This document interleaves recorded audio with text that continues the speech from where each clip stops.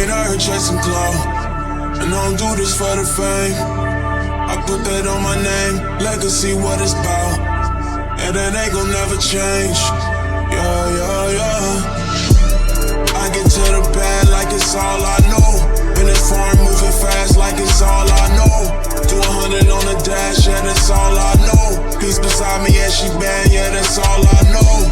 24/7, I'm out here hustling in these streets. Like I ain't never, you know this shit ain't for the weak. Nah. Dolo when I ride like it's all I know. I know. Cross me, I'ma slide like it's all I know. Niggas think they know me, they don't know me at all. You really foolish if you think I climb this high and I fall. Been through everything they said would come and break me for sure. They closed the window, changed the lock, so I broke right through the door. And you should know by now, defeat is what you take it as. I've been in the lab to get a bag like it was Breaking Bad. I come with the toast and crack a shell and then I'm breaking fast. Mr. Know-It-All is here, so don't you change the station, man. I get to the bad like it's all I know. Been as far and moving fast like it's all I know. Do 100 on the dash, yeah, that's all I know. Peace beside me, yeah, she bad, yeah, that's all I know. 24/7, I'm out here hustling in these streets. Like I ain't never, you know this shit ain't for the weak. Dolo when I ride like it's all I know. Cross me, I'ma slide like it's all I know. Oh, so my bad, we're gonna have to do that again. Because I didn't hit record that time. Oh shit, that sucked. I know. Yeah, I didn't hit. Don't. We're gonna have to do that again. Nigga. I know. That whole situation was popping, right? That whole situation was popping, and I did not hit record. But I don't. The whole thing is that I got it on camera, but I don't have it on this, and this is what counts. You know what I'm saying? Yeah. So if you guys don't mind, if you don't mind, it's fine. We're gonna run through this again. I understand. You know what I'm saying? This is Get Paid. Teddy B, formerly I-30. Yeah, don't look at me like this. Nigga look confused. Motherfucker, nigga. Let's just go. Let's just keep it moving and whatnot. Like this shit didn't happen. It's just a little flub. Luckily we didn't get to the topics. God damn. Let's go. Oh. But that's one of the reasons why I missed the computer, because I would have noticed that on the computer if the shit wasn't moving. Let's go. Mm-hmm. All right. Just real quick, nigga. Here you go. That's good, y'all. I just wanna wake up and get paid. Get paid. Get paid. I just wanna wake up and get paid. You're about to go into a different song. I didn't heard it a second time. Yeah, I gotta give the whole intro again. Fuck that. Hey, you better get the same energy, Kelly. Kelly's like, we gotta do this again. I'm here. I just wanna wake up and get paid. Do the same thing every fucking day. If it ain't good, we're recording this time. Yeah.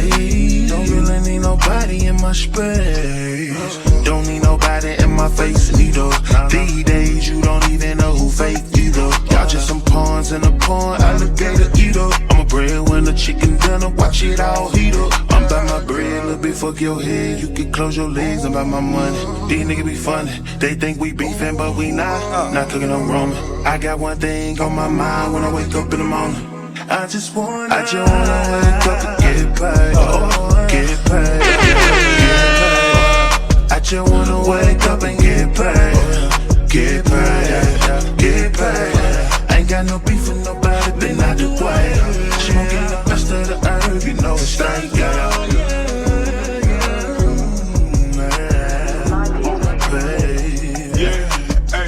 I know you've been patient. Lately, all my thoughts been heavy on these reparations. Brandon or big-headed nigga, I like big faces. Can't just fuck her on the bed, I need big spaces. Yeah, very spacious. I can't believe that shit. Nigga so anxious. Only smoking fireworks, I like celebrating. It's no broke clothes, paper on the thing we chasing. That's that Givenchy on me, she said I smell amazing. The truth bag, so the sunroof back. What's better than a grand? 2 stacks. Can't miss no bitches chasing. Oh shit! Find out you like some shit, some new shit. If I can understand it, I can like it. That shit that's out now. Oh, yo, like, so you like hearing the words? That's what it is. Yeah, you like understand. Yeah. smoking the best Niggas talk like that. I don't hear that shit. wanna wake up and get paid. It's smooth. I'm good. This nigga riffing ass. Like, ooh, yeah. Yeah, don't do that. Don't do that. Hey, listen, I used to sing. Solo. That's fucked up, Kelly. Solo. I don't appreciate your tone. Welcome. Welcome back. For the second time, for those who didn't catch the first. That's a blooper. Yeah, exactly. It was a blooper. It was a blooper. Yeah. Episode 140 of the Mr. Know-It-All podcast. I am your host, Mr. Know-It-All, a.k.a. Keith Saunders, b.k.a. Michael Voorhees, and a.k.a. Haiku, if you want to be rapper. But I can't believe I said that. I haven't said that all season. Right, that's not even that's your kind of intro. old shit. You know what I'm are saying? But I am your favorite podcaster's favorite favorite podcaster. podcaster, even if he didn't know he podcasted. Give me a fucking hand clap of praise Say for that that. 4 times fast. Yeah, say it 4 times fast, No, Kelly. I You tried still it. can't do it, all right? And to my left, as always, the Qster, the Kelly Qster. Qster You know what I'm shit. saying? But, yo, forgive us if we rush through this Qster fast. shit. It's the second time we've done this, and I really don't give a fuck how you feel about it, because we got shit we got to get to. We got 2 special guests in the building. I'm going to start off with this man first. I'm going to start off with Teddy first. Formerly known as I-30, is the man that you just heard on the track that I ain't got to bleep out for YouTube. Now goes by the name Teddy B. Teddy B. Smooth operator or whatnot. So, also, we got Scott Vibe in the building. I'm going to start off with Teddy. Teddy, without giving me your sultry voice, you know what I'm saying? Talk to me. We have female viewers and listeners. If you want to throw that on, Talk to me. all means. Talk to me about this music thing. Talk to me about where you've been, what you've done, and where you're looking to go. All right. I started off singing when I was younger in the church with my grandmother. Oh. See, that's why. Forgive me, Lord. I was about to cuss. Not in my the bad. Lord's My bad. name. Yeah, not in the Lord's name. I apologize. I definitely was about to cuss. Smite thee. I've been in band all. Smite the mighty smiter, Lucifer. No, I'm sorry. I apologize. Please, please go, because I'm goofy. Go ahead. All right. So I started playing instruments in church. Oh, okay. And, I've been in band all my life from elementary school all the way to high school. What high school you go to? In Louisiana, Oh, shit. in Pickering High School, New Orleans. Oh, you're New Orleans cat. Yeah. That's what it is. That's why you go the way that you do in the music or whatnot. Y'all, yeah, you got that no limit cash money type vibe or whatnot with the yeah, I can understand now what I'm like, damn, Philly niggas don't really work that hard. You know what I'm saying? I'm like, but I understand it now. Yeah, he's not a Philly nigga. You know what I'm saying? New Orleans. So how long have you been here? I've been in Philly since 2007. Oh, okay. All right. Wow. Yeah, and you a grown man. So you Around Katrina. Around that Okay, time. yeah. Oh, okay. Yeah. Were you affected by Katrina? No, my mother was in the military. Yeah. I mean, it did like flood my school up. Yeah. It affected me my first year at college. Okay. But I moved here and lived with my grandmother. Oh, okay. College educated. Where'd you go? Went to CCP and then University of Delaware, What's CCP? Philadelphia. Oh, the CCP here. Shut up, Kelly. Shut up. All right, and you went to University of Delaware. Yeah, because first I had a scholarship. I played football. Mm. Had a scholarship to do LSU. Oh, And, shit.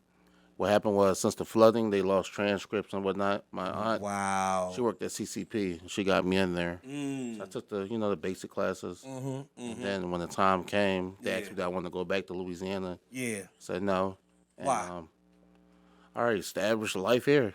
Was it a chick? Friends, everything. Was it a chick? No. Oh, all right. Because I've done that before. I've not gone back to places because of girls. No. Yeah. I was one of them sucker for love ass niggas. Story. So, shut up, Kelly. You've done. And you know what? Don't let me start telling the shit you've done. Yeah. What have I done? Nothing. I didn't think so. So I'm an angel. So you here now, and your output of music is crazy. You know what I mean? If you guys are listening from the beginning of, as you always would be listening from the beginning, Scott Vibe, Teddy B are the ones that did the Mr. Know-It-All intro, the All I Know. And like I was saying before, man, I put my intro up against any podcaster's intro. That shit come off, and it's the shit.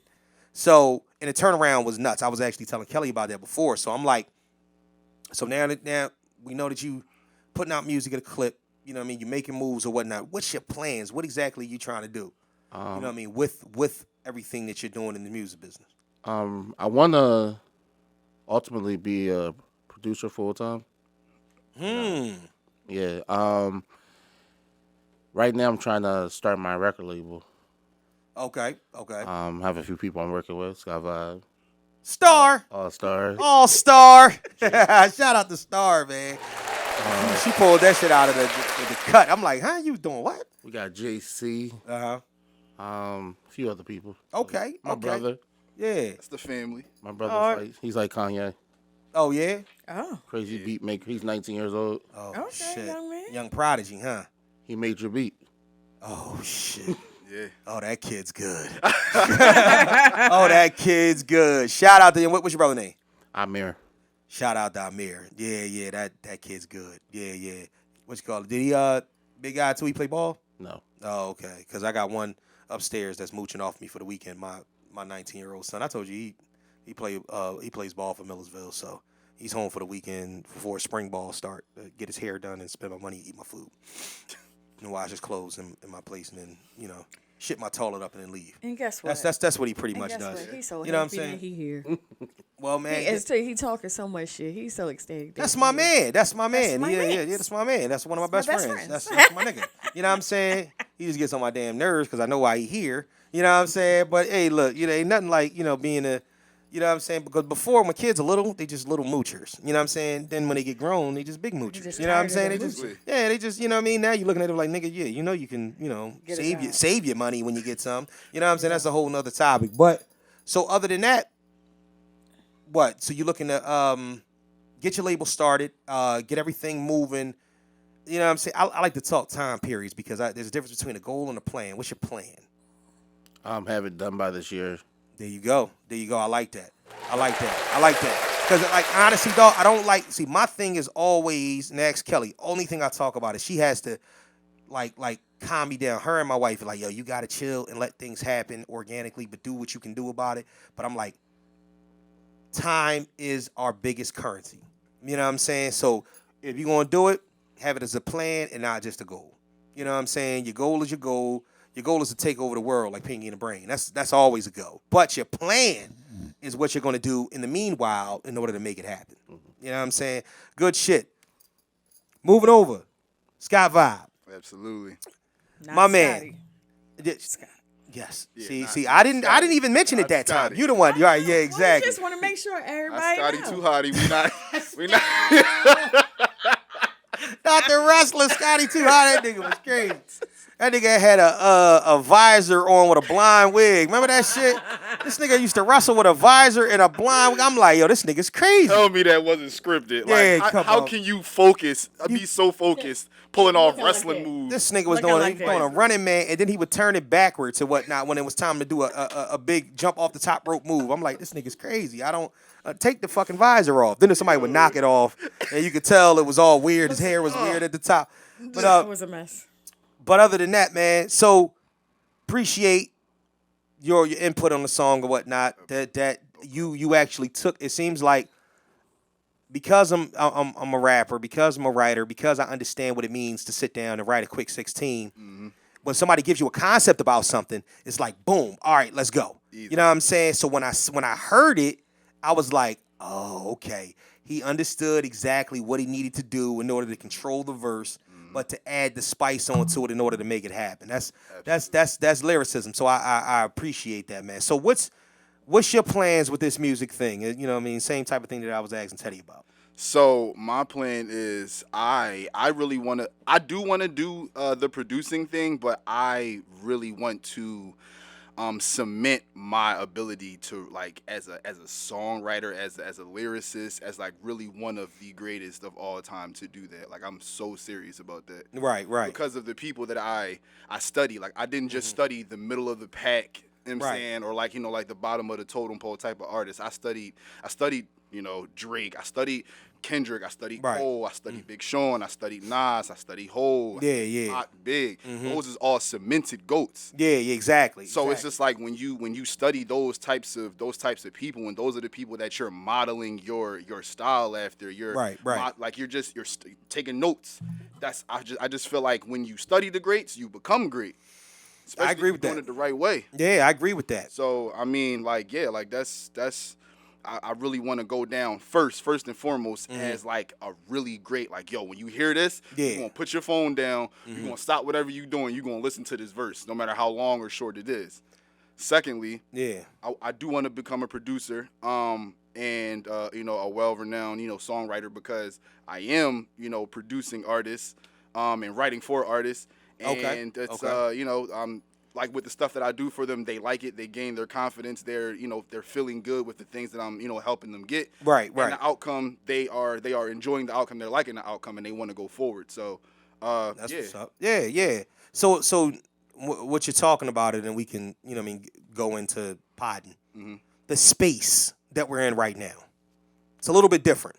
A little bit different than what we're used to, especially because there's not a lot of attention paid to lyricism. There's not a lot of attention paid to anything that's beyond the surface. Everybody is looking for whatever's going to catch. Yep. They do it, boom, boom, boom, boom, and a lot of them don't know what it takes in order to build longevity in something. They looking for the clip, they looking for the hit, they looking for the right now. The wave, whatever the wave is. So what's going to keep what's the focus that you have in order to keep you from falling by the wayside or whatever they want to do? Originality. Okay. Right. But I like when I say originality, because like nothing's really original, especially since we done already had the pioneers and the starters of hip hop and music in general. All we're doing is we're just checking out ideas that have already been used, trying to repurpose them and make them fit us in whatever style of music that we're doing. Yeah. Put it out and make it our own. But still keeping it original is very important, because if you try to sound like anybody else, or you're trying to do what the sound is, you'll easily get lost in it. And that also puts a time limit on just how hot you are at the moment. And that's all you'll ever be, just hot. You'll never be good. Right. I agree with that. Man, hand clap of praise to that. Hand clap of praise to that. Let me turn that off for a second. All right. Get with us on IG at Mr_KnowItAll_pod, the Facebook fan page, Mr. Know-It-All Podcast fan page, and please send us all your fuckery, duckery, and schmuckery over to the Gmail account at MrKnowItAllPod@gmail.com. That's MrKnowItAllPod@gmail.com. Also, Mr. Know-It-All Podcast on TikTok. You know what I'm saying? Yeah, we do all that. Let's hit with a couple of current events real quick. We got to start there. We have. Of course, we got to start with current events. Where you got to start? Want me to go first? No, I don't. Please. No, I want you to go first. Because I have to say this. Oh, here we go. Oh, no.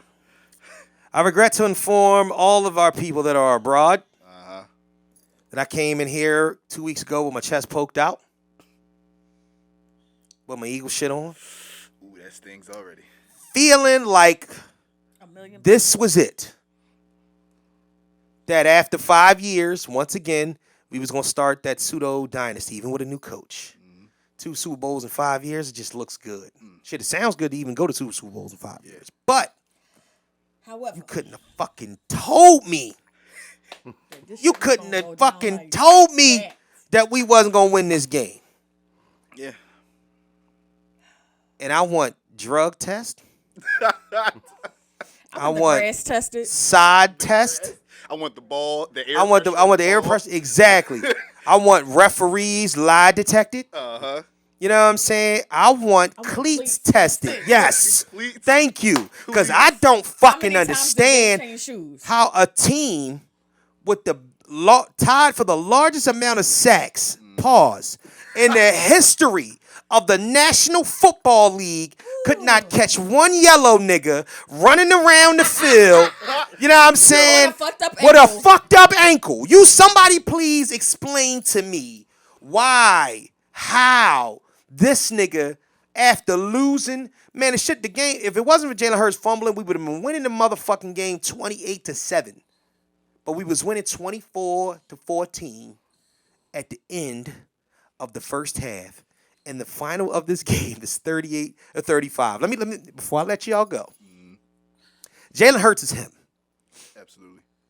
He acting like he don't even want the contract right now because he's still a little butthurt. But in a couple weeks, he'll realize, hey, wait a minute, I got $300 million sitting on the table. Let me go get that money. You know what I'm saying? So shout out to Jalen Hurts, man. And hold it up. First and foremost, him to even make that 2-point conversion by himself after being hit by 4 niggas. 4 Chiefs defenders hitting this nigga. And him, I squat 600-pound ass nigga, I'm getting in the end zone. Shout out to him, man. Much love. You put on for the city. Brandon Graham, Fletcher Cox, I love y'all. The tooth is long. It's time to go. And it's fine.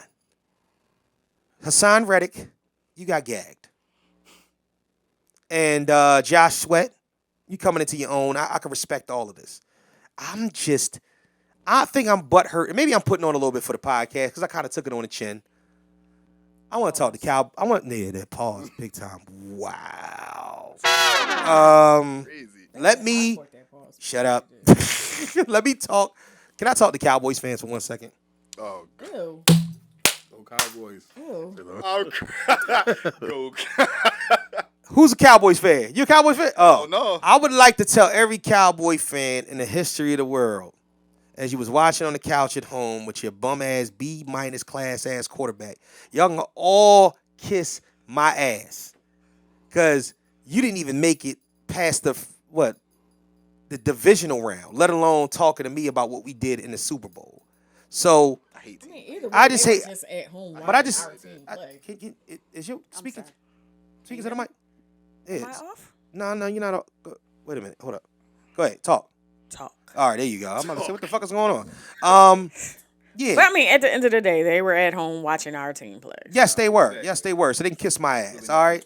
So in every part of it, what were you going to say, Kelly? The Chiefs didn't win that game, Oh God. but the Eagles lost that game.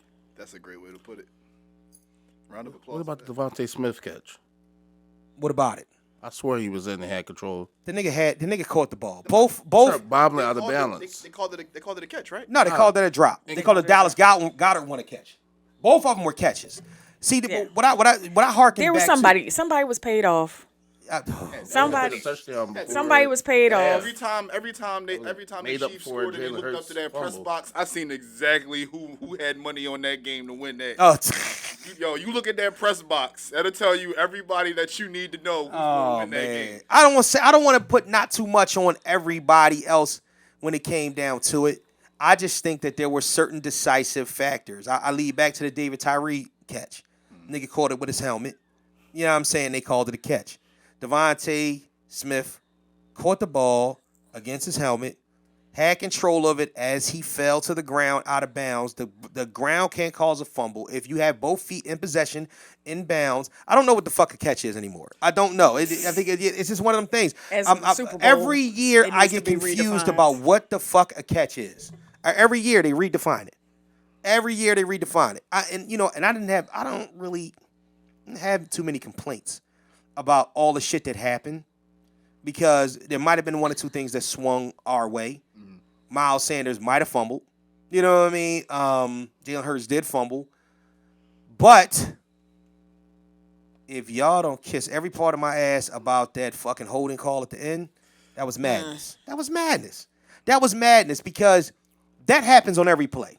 You get in the tug of it, but you saying the jersey restricted him. Patrick Mahomes threw that ball out the back of the end zone. It was a non-catchable ball regardless if he got touched or not. You know, it is what it is. I'm butthurt, pause, but I'm not going to sit up here and complain about what the referees did. You know what I mean? It's I National think Football League. just the whole situation, just I have like between a the hot take. referees, I have the grass. I got a hot take for that. What's up? What's the hot take? I feel like nobody really won and nobody really lost, specifically because of that play calling that Andy Reid did at the end, where he intentionally did not score because he knew for a fact that if he scored and gave them enough time, Jalen Hurts would have drove it down the field. would have scored again. Yeah, absolutely. So I feel like it wasn't. It's not even a case of who won and who lost. I just feel like it was just great play calling. By the coach. Whoever had the ball last or whatnot was going to win the game. Yeah. That was It the just name so of the happened game. to That, be the yeah. Chiefs, unfortunately. Yeah, absolutely. Absolutely. So shout out to the Eagles. You know what I mean? I know how I hate to say we're going to be back because I know how hard it is to get back. But I feel like one thing for certain, two things for sure. Back the motherfucking Brinks truck up for Jalen Hurts. Absolutely. Because that shit's coming. We talking 6 years, 265 with 175 guaranteed. That's the preemptive talking. Damn. My thought is 300, 7 years, 200 guaranteed.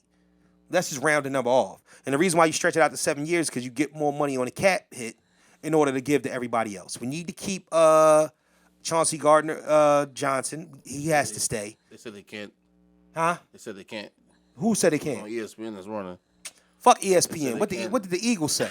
He wants $13 million, and they said they probably not gonna be able to afford it after paying Jalen Hurts. Nah, Jalen Hurts will take that hit.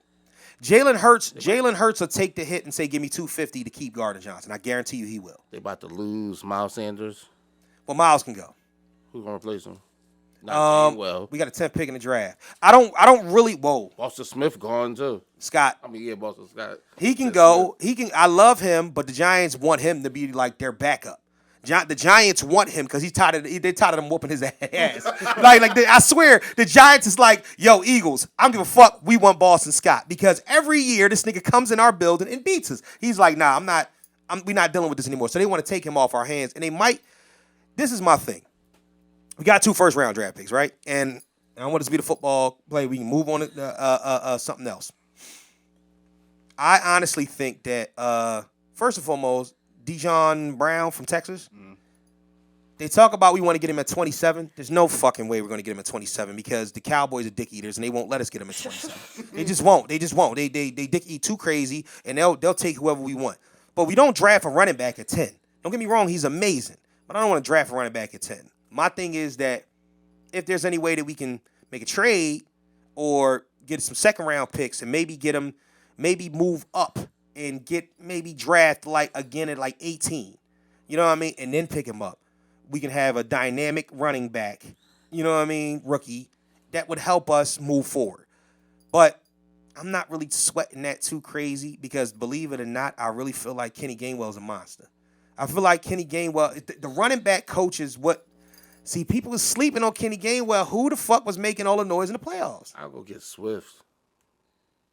Swift is still under that rookie deal. I think Swift is, and don't get me wrong, he would love to come home. I know it's Pop. You know what I'm saying? I was going to send my son over there to train with him. I know it's Pop. You know what I'm saying? Me and him we used to coach against each other. Me and him almost got into a couple fights. Because when you talk, for real, when I used to coach defense for the Oxford Circle Raiders, the Pee-wees, and he was coaching E9. And I don't know if he still coaches E9 or not. But, yeah, that nigga is, first and foremost, he's a walking battle tank. You ever see what his dad look like? Because he used to play football when he was a kid, too. My man used to play football in high school with him. Swift would be a good idea. Here's my thing. I don't know if Swift is your every down back. You know what I mean? He kind of has that Reggie Bush thing going on. He was an every down back in high school and when he played Little League, because I remember I was around for it. When he got to college, he was kind of their first, second down back. But the problem with it is him and Holyfield did a lot of, like Elijah Holyfield and Vander's son, they did a lot of switching off. And we picked up Holyfield and he went to the Lions. Yo, I don't know if he'll be our every down back. You know what I mean? I don't know if we can, and I don't even know. Honestly, I don't know what type of contract you're looking at, to give him. And I don't know if Detroit will let go of him that easy either. But that's a whole lot. This ain't a sports podcast, but shout out to the Eagles, man. Love y'all. Always love y'all. Ride with my team regardless. And we lost the Super Bowl, nigga. We didn't lose a wild card game. We didn't lose divisional round. We didn't even lose an FC champ. We lost the fucking Super Bowl. So all the haters kiss my ass. There you go. All right, here we go. One last Eagles question. All right. How are we feeling that we lost the defensive and offensive coordinators in the same day? Jonathan Gannon I'm glad he didn't even get on the fucking plane. We'll just ship your shit to you, bro. You know what I'm saying? That's exactly what happened. He got interviewed by the Arizona Cardinals right after that. So he didn't have to go anywhere. So and Jeffrey Lawrence said, don't even get on the plane. Y'all go ahead and take your interview. And he probably paid them off. He's like, go ahead, take him as your coach. You know what I'm saying? Go ahead. Took him as a coach. He ain't even had to come back to Philly. Shout out to Jonathan Gannon. Peace. You shit the bed. The offensive coordinator hurts. That shit stings. I forget his name. He's a monster. And we're gonna need somebody that can keep Jalen Hurts healthy, that can keep this up front intact. We still got the O-line coach, so we good with that. So It's the quarterback coach. yeah, you think the quarterback coach, you know what I mean? They said they upgraded him to the offensive coordinator. They already did it? Yeah. When did I miss that? When did I see that? Black Bowl. They did it already? They did it the next day. Yeah. No. Yeah. Get the fuck out. No, they said that he was in talks. No, they did it the next day. All right, so New offensive coordinator. if this is breaking news that I didn't know about or whatnot, they've upgraded him to. All right, we'll have you search that and get that. Because I don't want to give any wrong takes here. Why not? Let's move on for a second. How y'all feel, man? Bruce Willis has dementia. Yeah, I Somebody even comment said next day. Oh, somebody said next day? Yeah. Oh, so it's already They done. did it the next day, yeah. All right, well, let's get it done. Let's get her done. Let's get her done. Larry the Cable Guy shit. Let's get her done. Bruce Willis has dementia. But Bruce Willis has been sick for a while. But he had aphasia. Aphasia is a little bit different than full-fledged dementia. Right. But he knew it was coming. He said, this is why I'm making all these movies. He made like maybe 6-7 movies. He was definitely going hard. He definitely Like- did like Die Hard Like, if 12. you- He if was you- like, nigga. If you look him up on How many Prime, times it's do you like want to Die Hard, nigga? January, February. You Like know what I'm saying? he at least let out a movie a month. Yeah. On Prime. But they But said, he said I had to get it in because I wasn't remembering my lines. So it was already there. It is now just super progressed. And he has to. I was wondering why in what was the last Die Hard? A Good Day to Die Hard. One of the, it was a whole lot of dying hard. Pause. I just didn't. But anyway, he wore earpiece, and I was wondering. I'm like, who the fuck is he talking to in the earpiece? The whole movie, like all the stunt, they was actually feeding him the lines in the movie. So Damn. listen, and they said like the dementia because it's the frontal lobe. So essentially, his brain is shrinking. So that's where it's so hard to remember. Listen, I'm not gonna lie to you, man. This is one of the reasons why, if you ever ask me what a worry about is in life, especially because of the simple fact that I want to monetize and I want to do this and I love doing this. The moment that you're not able to cognitively communicate with people, to me that is my worst fucking nightmare. My worst nightmare. You can take my limbs. You know what I'm saying? Like you can, you know what I mean? Like anything, like, but the moment that I can't communicate, that shit is crazy. That's crazy and it's sad, man. It's John McClane, dog. Yippee-ki-yay, motherfucker, John McClane. This is my nick, yo. Bruce Willis, though? God damn, this is Bruce Willis, man. Oh, man, shout out to him, man. Yeah, prayers to his family, man. Don Lemon said Nikki Haley not in her prime no more. I don't even know who Nikki Haley is, but I guess it's one of his partners on CNN. Don Lemon been tripping. Don Lemon been wilding. Let's just talk about how much Don Lemon be wilding. You know who Don Lemon is, right? The boy from CNN, the black boy from CNN. You know what I'm talking about. Here in Philly on NBC 10. Yeah. This nigga, black boy from CNN, dog. As soon as you see him, like, oh, that's Don Lemon. But you show him a picture of Don Lemon. He gets drunk at every New Year's. First of all, CNN gets drunk at every This nigga gets, he be on live TV hammered, talking crazy on New Year's Eve. I'm like, damn. He told the chick, because she wanted him. Oh, yeah. Yeah. He wanted to run for president. She said she wanted to run for president. He told her, yo, you kind of, he said, you kind of like over the hill for that shit, right? She's like, I'm 51. The fucking president right now is 80. But I think he was saying that she's not over the hill to be president. He's saying she's over the hill for women. And as the residential woman in the room, how do you feel about that, Kelly? How do you feel about men telling women? How do you feel? I mean, just for serious. It would be different. If what's the guy that just got kicked off ABC? TJ whatever.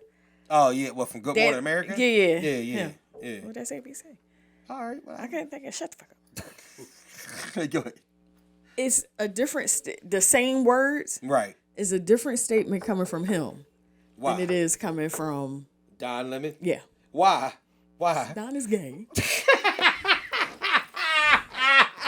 Okay. So wait a minute. So what? Gay? So it's offensive to me because like Oh, wait. So what you saying is, hold on. he not looking at her like that. I like the way that He's you looking at her just overall and just like whoa. Wait. it's no. Because the way that you're going, I appreciate the way that you're going. But you also are kind of saying cancelable things. I just want to make sure that they don't, you know what I'm Cancel saying? you? Yeah, pull a plug on the whole. Like your podcast has not been uploaded. I like my RSS feed. Like, so I'm trying to figure out how They like women in a different way. so you Is that a way saying to put it? so you saying it because he couldn't imagine her vagina? That's the he couldn't imagine what he couldn't. That's what it is. That's what she's saying. She's saying One likes to hoo-hoo and right, one exactly, does not like because the he hoo-hoo. couldn't imagine. So there's a whole different way he's looking at her than what Oh, you so you're guys would saying look at her. him saying that she's not it anymore, but coming from the lens of a gay guy is different from being a straight guy. Right. I can see that because see Why? I believe as a straight man.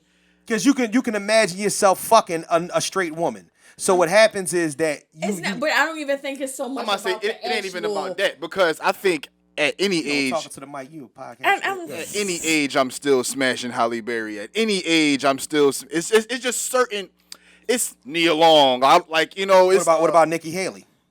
I don't even know who that is. All right, please bring up the picture of Nikki Haley. I don't know who that is. That's why I love having a partner that is quick on the draw with the research. You know what I'm saying? For real. Because I'll be up there like, fuck, where's my my Google? Yeah. She's a middle-aged, not bad-looking white woman. All right.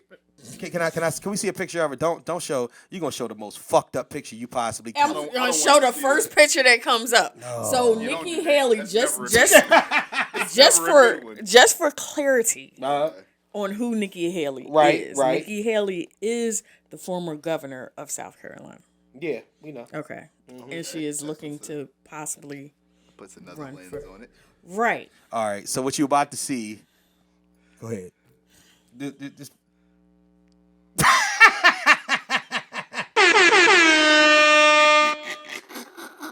What? All right. So So he said what he said. she's not that much of a looker. At all? She's not that much of a looker. When was she? Oh wow. Damn. Sorry about that. If I had any... When was she? Like So jawline, mad strong. yeah. I'm like, what? Not it anymore. Yeah. Don't look like she ever had it. Well, yeah. But okay, so all right, so my thing though is that's probably why Don Lemon was no, I can't say he said that. I don't know what he was saying. He was basically It's so random. all right, so he's saying so it. random. He's saying that she's over the hill. She's over the hill. Like she a little longer than two. He said she's out of her prime. Okay, so let's take it down this road. They're out of her Optimus Prime. Let's take it down this road. She's now a Decepticon. Just help me, please. No Autobotism at all. Let's take it down this road. How long did we really know Uncle Rocky before he became president? Who? Oh, Barack Obama. I've never heard that. Yeah, I know. She be calling this nigga all types of shit. He She Uncle, just that's be what making his up niece shit. said. I ain't never heard That nobody sound say like you just came off. That's what his Fucking nieces Sylvester and nephews Stallone. call I'm like, him, huh? Oh, his nieces and oh. But I've heard it on TV, and then You said hot because we love him, that's sound like Uncle something Rocky. exclusive to them. Yeah. Yeah, exactly. Sound like we. I've been trying to make it invite. I don't think the podcaster from Philadelphia should call him Should Uncle just Rocky. call him Uncle That's Uncle Rocky and Ashell. Shell, who's Mr. Know-It-All? Nah, no. Somebody call it. Do we have a family out in Philadelphia? You know, like Yours? Shell? I thought you just had family in Chicago. Oh my God. But Go ahead. he had a buildup Right. before he actually put his his hat in the ring. Right. You're just gonna put your hat in. There's some built. No one outside of South Carolina knows who the hell you are. But what does that have to do with? So being you over are the past hill? your prime, Past the prime. on the buildup of getting there. Like, you haven't put yourself out there in the world that, you know, people from California to New York know exactly who you are. But she's a 50-year-old politician. Most people don't get into politics until late 40s and 50s. I'm about to say. She probably been, first of all, to be governor, and she's 50 now.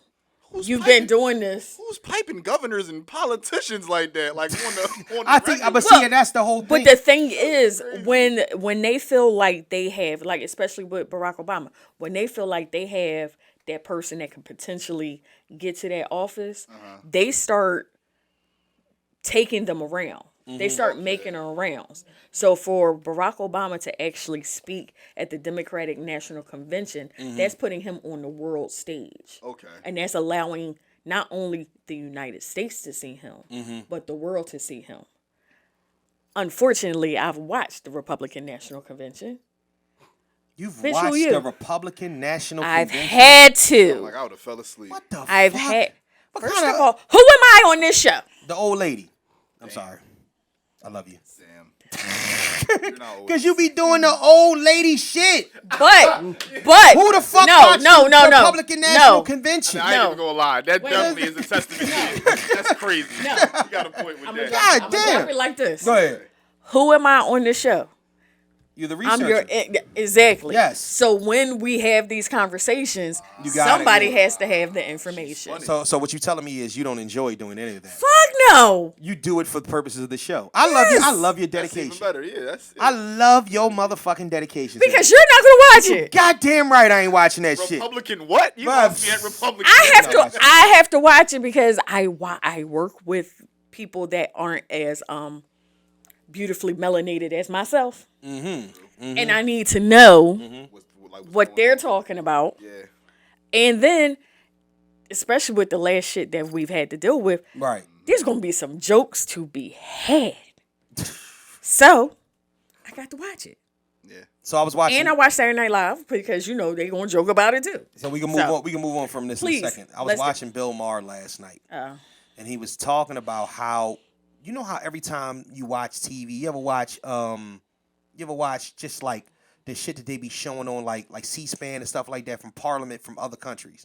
Like, we're not the only one that do like the whole Parliament thing where everybody gathers together and they vote on bills and shit like that. This We democracy just is all don't over wear the the world. white wigs. We the only ones that have not got into a full-fledged brawl over that shit. You ever see the motherfuckers fighting and shit in there? Japan, yo. Motherfuckers be punching each other in the face.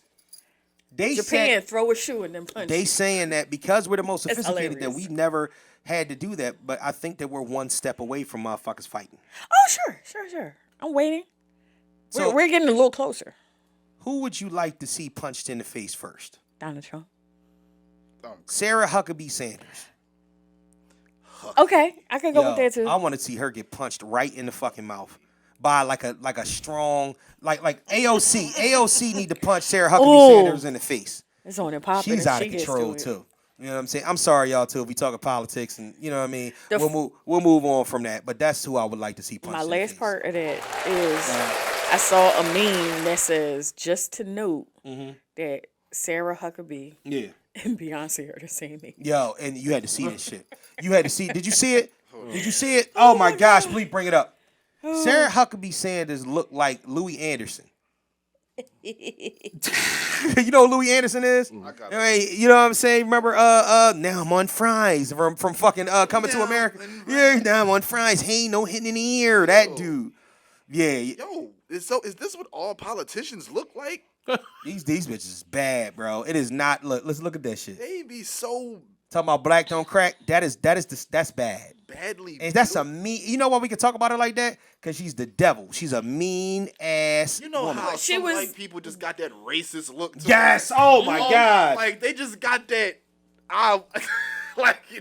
They got the nigger and boy lined up. Oh my God. They got that lined up. Man, she probably got 6 And she wife was- beaters that say nigger on them in her drawer right now for a special and she occasion. was one of many people that was like the White House representative for the journalists. Yeah. So there were like 4. So she was one of them. All right, let's jazz this shit up for a second, man. Let's jazz this shit up for a second. Let's talk Grammys. Let's talk Grammys. Can we talk Grammys, music guys? That's what I'm talking about. Let's talk Grammys. What you guys think of the show? Did you watch the show? Did you watch it? A little bit of it. You watched a little bit of it? I saw highlights and bits and pieces. All right, so before we even get started with that, what do y'all she's only think? 40? Teddy, you first. What do you think about the Grammys as a whole? Oh, this is I can't. I can't wait. Come on. I got to hear what you think. I can't wait. I think it's rigged. You think it's rigged? Yeah. Why? Oh, of course it's rigged. It's definitely rigged. But like, under what pretenses do you feel like it's rigged? It's to the point I don't want to watch it. Wow. Well, you understand. Because you kind of know. You understand that you actually have. You can to see be, that list and be like, Yeah, you actually have to be. You have to. Your record label actually puts you in the pocket for the Grammys, and then they have a group of people that vote for them, and the group of people are just like fans, and the fans No, nothing. Wow. well, the funny thing is that on this particular awards, God damn. they had a round table Right. with the fans.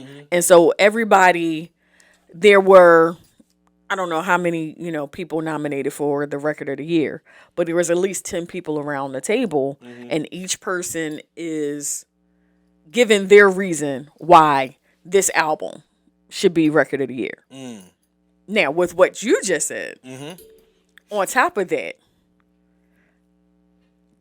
I feel like maybe they're trying to show it's not rigged, even though. Now tell them what they said about Beyonce. Here's the thing, right? First and foremost, the Beyonce album, not for me. I've listened to it one time and I realized it's not my cup of tea. I will never listen to it again. That's not my vibe. not your music. But I also understand the pocket that they were trying to get to with the Beyonce album. Here's the thing, going back to your watch yourself, watch the That's his fault. Don't worry. Court right around my foot. Going back to what you were talking about it being rigged, right? This lends itself to exactly what they said about the reason why Beyonce they don't want her to win Album of the Year. Beyonce broke the record for most Grammys, but she's never won Album of the Year. The people that voted basically said Beyonce wins everything, and we don't think it's fair that she should also be able to get Album of the Year. So essentially, it's a participation trophy. So going back to what you're saying, and this is from the horse's mouth. I'm not making any of this up. Right. This is shit that they've said. So here's the thing, and I lend it back to everything that y'all talk about, y'all goals and your aspirations with music, because I used to be in the same lane. You know what I mean? As far as putting projects out, putting music out, doing shows, shit like that, and all that. This music business is exactly that. It's business. It doesn't give a fuck about your creativity. It only cares about what catches. That's the reason why TikTok shit is the shit. That's the reason why a lot of musicians are leaning away from doing so many projects and leaning towards things like podcasts, which they're winging it up. They're fucking funk it up, and it's oversaturating this genre right here. You know what I mean? Because they look at it in a different realm, because they're like, well, I can get a bag over here doing this, you know what I mean, without having to put myself on the line and be super duper creative. At the end of the day, it's watered down because people are just doing what they need to do in order to be recognized by a company that doesn't give a fuck about what you do creatively. They just don't. And being rigged, to me, it's irrelevant. I think that the Grammys are irrelevant. That's Mr. Know-It-All saying it. You know what I mean? It's my podcast, but I still say I feel like it's irrelevant. Yeah. I feel like it's not. I don't think it's necessary. I think media outlets like that are the exact thing that are hurting, or that is hurting creativity. I think it's hurting the musicians. I think it's hurting the integrity of the musician and the music itself, because we're giving so much value to these trophies, to these things that is supposed to validate our art.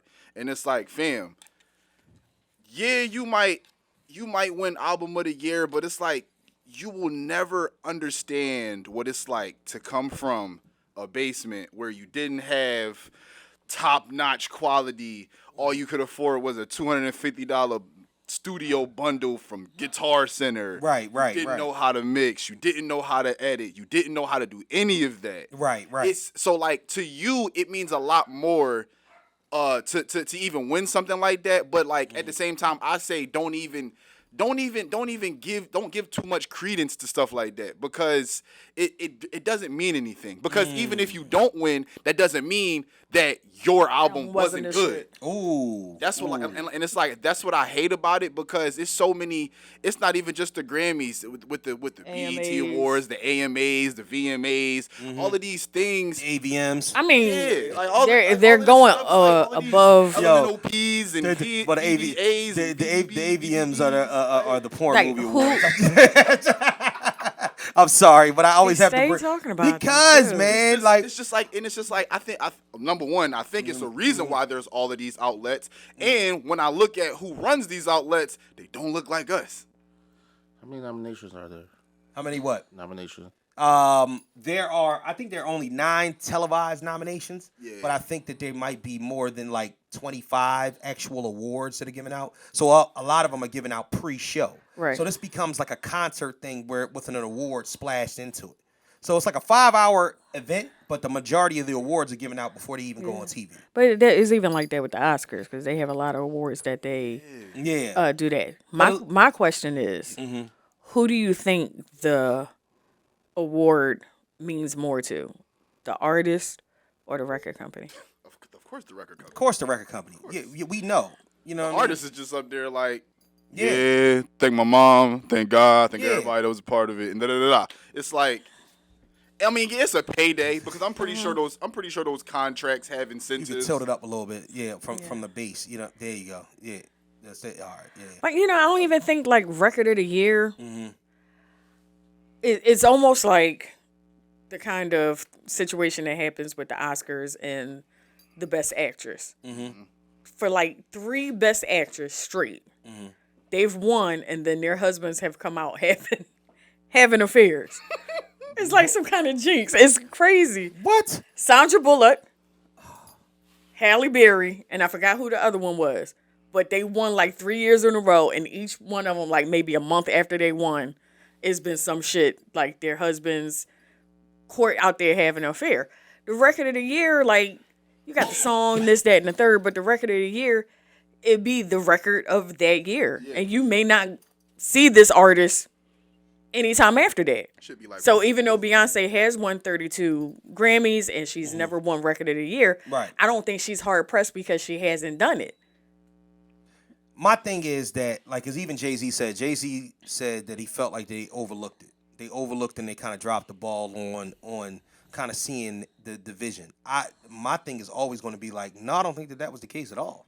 Me I either. don't think that they overlooked anything. They told you, now that you see it, why do you still feed? Why do we give them any power in that realm? That's I mean, what I'm saying.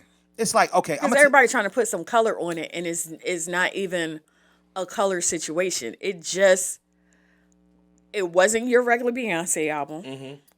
It was something completely different. right, It did not speak to everybody that it usually right. speaks to. Shouldn't. And my thing is, she's not saying anything about it. Yeah, because she don't really give a fuck. She But- don't but- give but- a but fuck. this is She my don't thing. even say shit on her Instagram. Shouldn't She posted a picture. shouldn't these awards be like FUBU? For us, by us? No. They should. I No, mean- no, But no. it can't. But should it can't should if we I mean, unfortunately shouldn't we artists talk vote about for it? I could inclusivity. agree, but see, like, this is what I noticed a lot about black entrepreneurs. We love to build up some shit and sell it, and that's why we don't have anything. So all right. So I like where you're going with this. Cause I got something for you. A Yeah. question for you. Yeah. How do you feel about quality control selling all of like the rights and everything to what the fuck is his name? God damn it. He owns Taylor Swift's masters. Scooter Braun. Scooter Braun, yeah. And I forgot his whole situation, but Yeah, like, because how he was do you going feel through it about with that? Taylor. He was going through it with Yeah. Taylor Swift because she had to now, re-record her shit. For QC to just be like, this is where you guys are going now, and it's just like it's just like some people like I hate reading comment sections because people are so uninformed, misinformed. Yeah, they are. And it's just like well, this is a great business move. It's not about business move. But it's about maintaining control. But that's why I got to give you pushback on this business. This music business is about exactly that. And the problem that we have, we've all worked in corporate America before. Absolutely. And you've been on the front lines of doing what it takes in order to bring in the millions of dollars that these dudes jack off on a nightly basis. They don't give a fuck about you could die today and they'll replace you tomorrow. This is the type of shit that I'm talking about. So at the end of the day, once you understand the nature of something, you understand what it's capable of. The problem is that we give credence to these entities as if they give a fuck about your well-being or who you are outside of what you can do for them. Exactly. This is just like regular life. This is one of the reasons why men and women's relationships are fucked up. One of the reasons why the sustainability in marriages is so low. The reason why people like women don't like each other. Shit like that. This goes all the way around the board. The human condition is not one of empathy. Yeah. It's one of what can you do for me and what have you done for me lately? Yep. You know what I mean? So people don't give a shit. So when we talk about this business, these motherfuckers are operating it just like a business. Yeah. And the moment that you take your sweat equity and your feelings out of that, And say you can say, here, I feel like my worth is my worth. Okay, so let's take it to podcasting because this is an interesting conversation. I want to have this for a minute. We can move on to another topic. When we start talking about podcasting, one of the reasons why, like I don't even know if it's a situation that I recorded because I think I asked you about when you were podcasting this before then, and you said that Joe Budden was one of your influences, and I said, me too, exactly. One of the reasons why certain people gravitate in that way, and I'm actually, I have a consultant and a life coach that I speak with, and he does remote podcasts. He does his own podcast. He's, he does all types of planning and monitoring and, these type of things. And even having these long discussions with him, it's like a therapy session because essentially what they're saying, you start to see these things. You start to see these things materialize in every portion of business. Podcasting now, same type of things. Guys are selling their IP or renting their IP out for a bag. You know what I'm saying? Like you got these guys that are getting these deals in podcasting. It's just like the music business. Yep. They're selling themselves. You know what I mean? And what they're doing is they're renting out the IPs rather than just selling it. Saying you can rent $1 million worth of game. You can rent Drink Champs. You can. This essentially belongs under your umbrella. Right. One section. This is one of the reasons why.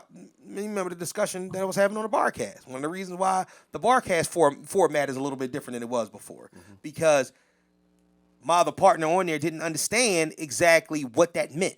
You know what I mean? And a lot of times we put emotion into things into which we need to put business acumen into. And that's the same thing that happens. So when we start talking about Joe Budden, what it is that he found his pocket. Now, mind you, he had a starter kit because he was a rapper before, but he's one of the longest working at this. So between him and Joe Rogan found an offer that he couldn't refuse. All right, Joe Rogan, we'll give you $100 million a year for 3 years. You know what I'm saying? For all your IP. You can't do nothing without us doing it. Yep. Cool. He's not the biggest fan of it because they're able to take some of his shit down under monitoring, right. But he sold his shit or rented his shit for the right amount, which he saw fit. You can't pass that up. This is a lot of fucking money to pass up. Yeah. Joe Budden, on the other hand, is looking at it like, if I make $500,000 a month, if I make $1 million a month, back end, without commercials, without ads, under the pretense that my fans will rock with me regardless, that's a hell of a leap to take, but you got to believe in yourself in order to take that leap. What he's doing is unprecedented because a lot of people can't sustain in that way. You know what I mean? A lot of people can't sustain in the way he sustains. Nobody can sustain in the way he sustains. Yeah. At all. You know what I mean? That's the point. Like everybody else that you hear about that's a big name podcast, I bet you they're under an umbrella, and I bet you hear ads. You know the reason why is that because they feel like that's the lane in which that's the best business move. Yep. If I told you one day that somebody approached me and said, okay, I want to give you $3 million for your podcast, but you got to give me up the intellectual property. Now, I'm doing this podcast right now out of a home studio in my basement. Right. My terms, it would be very difficult for me to say no to that. There's more money than I've ever seen. Right.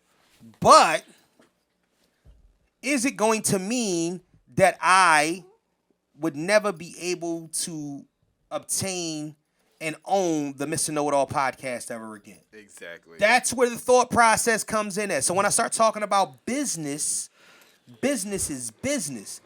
He essentially sold that shit because they used to ask guys, what you gonna do with your masters if you get it back?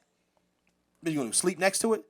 A lot of these guys are at the point now where they're like, yo, I'm not the creator of this, but I help launch the visibility for the creation. Right. If they don't mind, I don't mind. I own this shit. I own they publishing. I own they rights. Sorry, that's more money than we've ever seen, and we can make more shit. I'm selling this.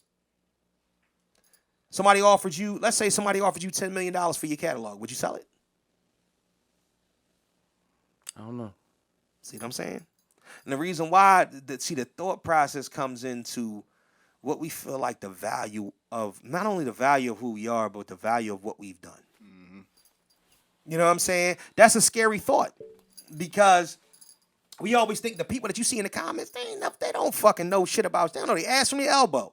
You know what I mean? But if somebody is looking to buy you out, I'm telling you, there's motherfuckers that'll sell that shit for $100,000. There's people that would have your catalog that would sell it for $100,000. You might sell your catalog for $100,000 and think, you know what? You're only buying the catalog. I'm still, there ain't nothing to recoup. I am who I am. I do what I do, and this will help me launch my label the way I want to launch it. It's tough, man. It's tough. I don't mean to be going on a long ass rant, but that's serious. No, yeah. Like, and it's to me, I had this thing where I'm always iffy about that because I don't know. I really don't know. I don't know or whatnot because in this creative space, when you're trying to monetize from it, if somebody decides they want to sell it to you, they want to buy your shit for a nominal amount, you're like, my nigga. Sometimes there's offers that you can't refuse. Like, dog, Teddy, come on, man. Give me something about it. Like, for real, give me an amount. If I say to you, like, look, man, I got a check for you right now, dog. I want all 3 I-30 albums, and I want the new Teddy B. Joe.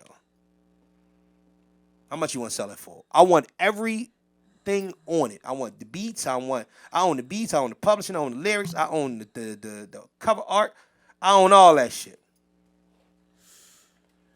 I can't put a price to it. It's priceless. All right, here we go. Because to you it's priceless. To you it's priceless, right? Yeah, to you it's priceless. Boom, boom. I like that.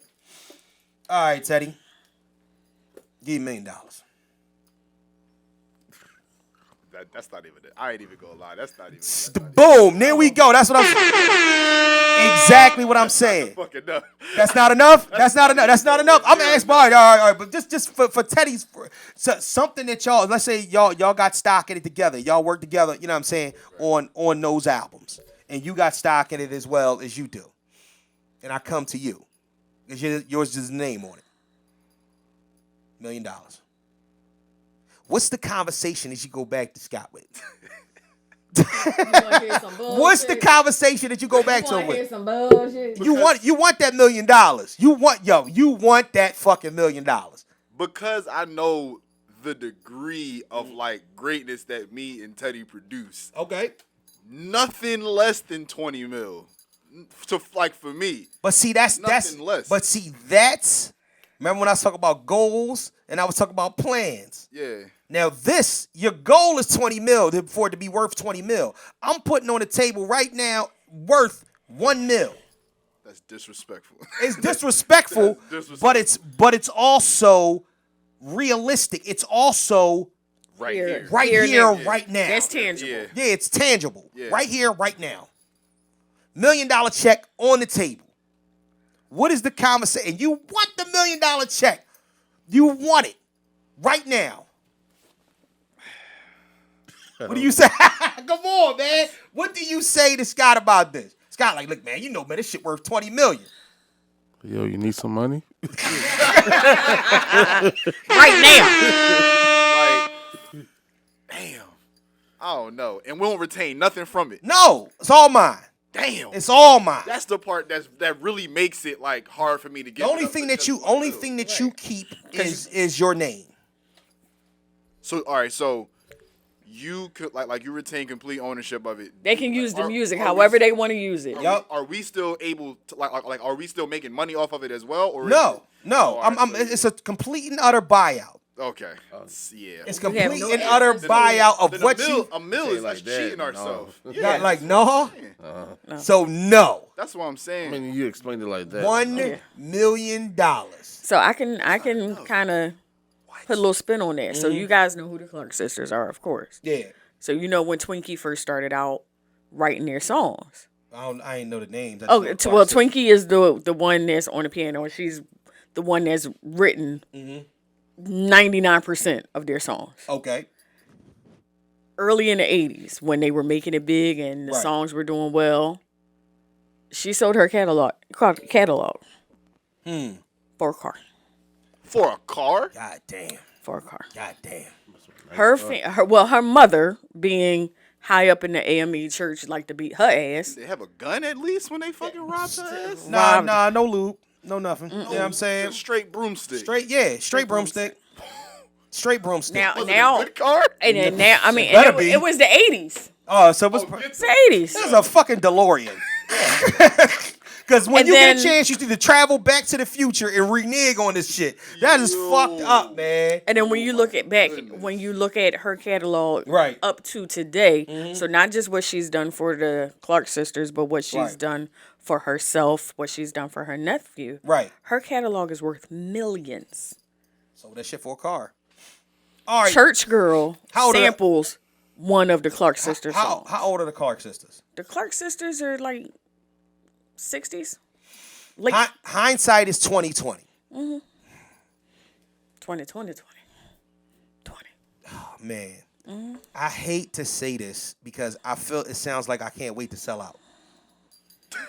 If I was you, And I got that old school information. You know Michael Jackson bought the Beatles catalog. Yes. And owns M&M's as well. Yep. I just So found every time you hear something with the Beatles, every time you hear Imagine, every time you hear, She Loves You, yeah. That's going to Michael Jackson's kids. That's crazy.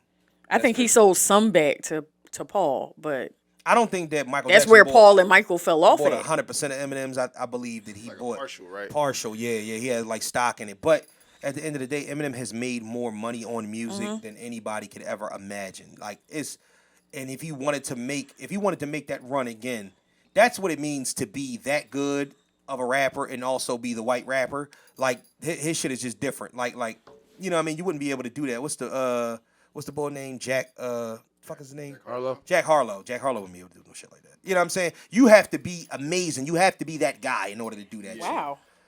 But if I was you, I'd take the $1 million. That's insane. Can I tell you why I would take the $1 million? Can I just tell you why I would take the $1 million? Wow. Base level, because I'm talking about if we would do this today. That's the difference. The difference is doing it today as opposed to doing it when you Teddy B, international superstar. That's the difference. The reason why is that because I'm looking to buy from you what you've already created. But you're a creator. I don't have no stock in you. I don't have no nothing and whatnot. What I have is I'm giving you an outlet to now be a millionaire and to take this money and make yourself a multi-millionaire by what you are able to create. So are you basically what you trying to see? I like that. No, you're not slick because Nigga, because I would be the one on the other side of the table. I would get that. I'll give you that million. Exactly. I'm getting that catalog, but I'm gonna tell you the reason why though, because I feel like But you're getting my old catalog. Getting old catalog. That's true. Everything from what I do from here on out, But what if you can have.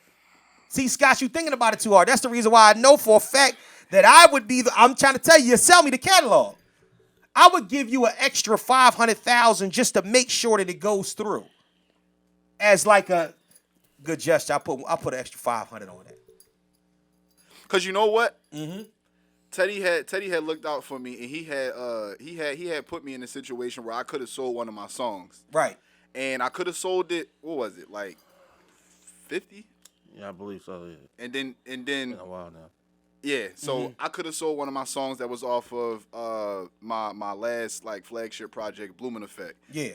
The song was called Leaving Neverland. Mm-hmm. Yes, very, very, very, very good song. One of my favorite songs. Okay. Personally. And the guy that was looking to buy it, he was looking to buy it for like 50,000. Okay. I turned it down because I was like, I just don't know if I'm ready to like let that go. And then I didn't even really have the details on it. Mm-hmm. I didn't know like to what extent would he have it and would he own it. I didn't know if he would just own just the mechanical rights, the publishing. I don't know what he would own and what I would retain. Right. I don't know if it was just like you said, a buyout where I'm just cashing you At out. some point, Yeah, You know what I'm saying? So it was just like, if it's a song like that, then you, as it goes on and how many different people record it, you want to profit off of their Exactly. song. Yeah. I mean, hell, look at I Will he Always was- Love You I with think he was Dolly buying Parton. it so that he could give it to an artist that he was working with and have Absolutely. him do it. No, absolutely. And then so I'm just like, damn. So I lose the credit, but I gain the money. So let me give you another situation. Let me get another situation, and we can move on from this. My man, like when I tell you, like I don't just say I used to rap, like you know what I'm saying, open up shows for Lupe, did shows Miss J, Gilly, all in like I was that nigga. You know what I'm saying, and I used to run with some niggas that and I still run with they my homies. We get busy. Mm-hmm. My man won a contest with Loud Records back in 08. I think it was 08. It was this was before smartphones was all crazy and all that. They mailed cameras out. So essentially what we had to do is we had to get on a website and you posted your music, you posted the bio, and you had people vote for you. So we was all in the, you know what I mean? Like I did my shit, my man did his shit, and we was actually in the top 20 running, but they was only picking 2 guys. I mean, it was only picking 10 guys. And they picked him, my man LF Days, shout out to Days. And they picked up, they picked 9 other guys. One of them was Iron Solomon, the battle rapper. And Homeboy Sandman, you might have heard of him before, both from New York. So essentially, this was Steve Rifkin's, thing, Loud Records. He was directly involved. So he shipped out the Periscope cameras. Remember Periscope? This is before mine. So he shipped out the Periscope cameras and whatnot to us, and we were documenting everything that we were doing, and we shot. We went and got our own cameras and shot a video from he got a beat from Jake One. You know what I'm saying? Jake One, you know what I mean? Yeah, one of the big producers that's, on the hip hop scene now. But this was early, kind of in his infancy when he was just getting started. So we get it. We make the song. It's called Fight Night. You can actually look it up. We did all this shit, you know what I mean, with like non-HD cameras and all that other shit. We get down to the nitty-gritty. We go to New York a couple times, you know what I mean, stand in front of Steve Rifkin. This is a real thing. And it was supposed to be an album deal at first. It turned, and then he changed it to a single deal at the end. But you get 100,000. It came down to him and one other guy. And this guy name was Kazi. And you know what I mean, their names were spelled similar. His was Kazi, K-A-Z. His was Days, you know what I mean, D-A-Z. So they stood in front of him, and he said, listen, our judges can't pick who exactly we want. So you guys can take the chance and we pick who we want. And you get the whole 100,000 and you get the single deal, or we give you both the single deal and split the money in half. Yeah, I'm about to say that's the only way I see them doing that. See what I'm saying? So this is why this correlates into what I'm talking about with y'all. You take that chance on yourself, or do you go with the guaranteed thing that'll also reap you a benefit into a situation? Because what he did was, They split the money. Right. My man took the money. He built us a new studio. We was recording out of his old bedroom before. Then we took his whole basement, we cleared it out, put carpet down, built the booth, did everything and whatnot, and we did several things out of that, plenty of things out of that joint. Not only that, he was doing beats and stuff for other people. He actually has a credit on Cassidy's album. He did the Because I'm Black, one of his joints and whatnot. His residuals gained probably more than what the 50,000 was.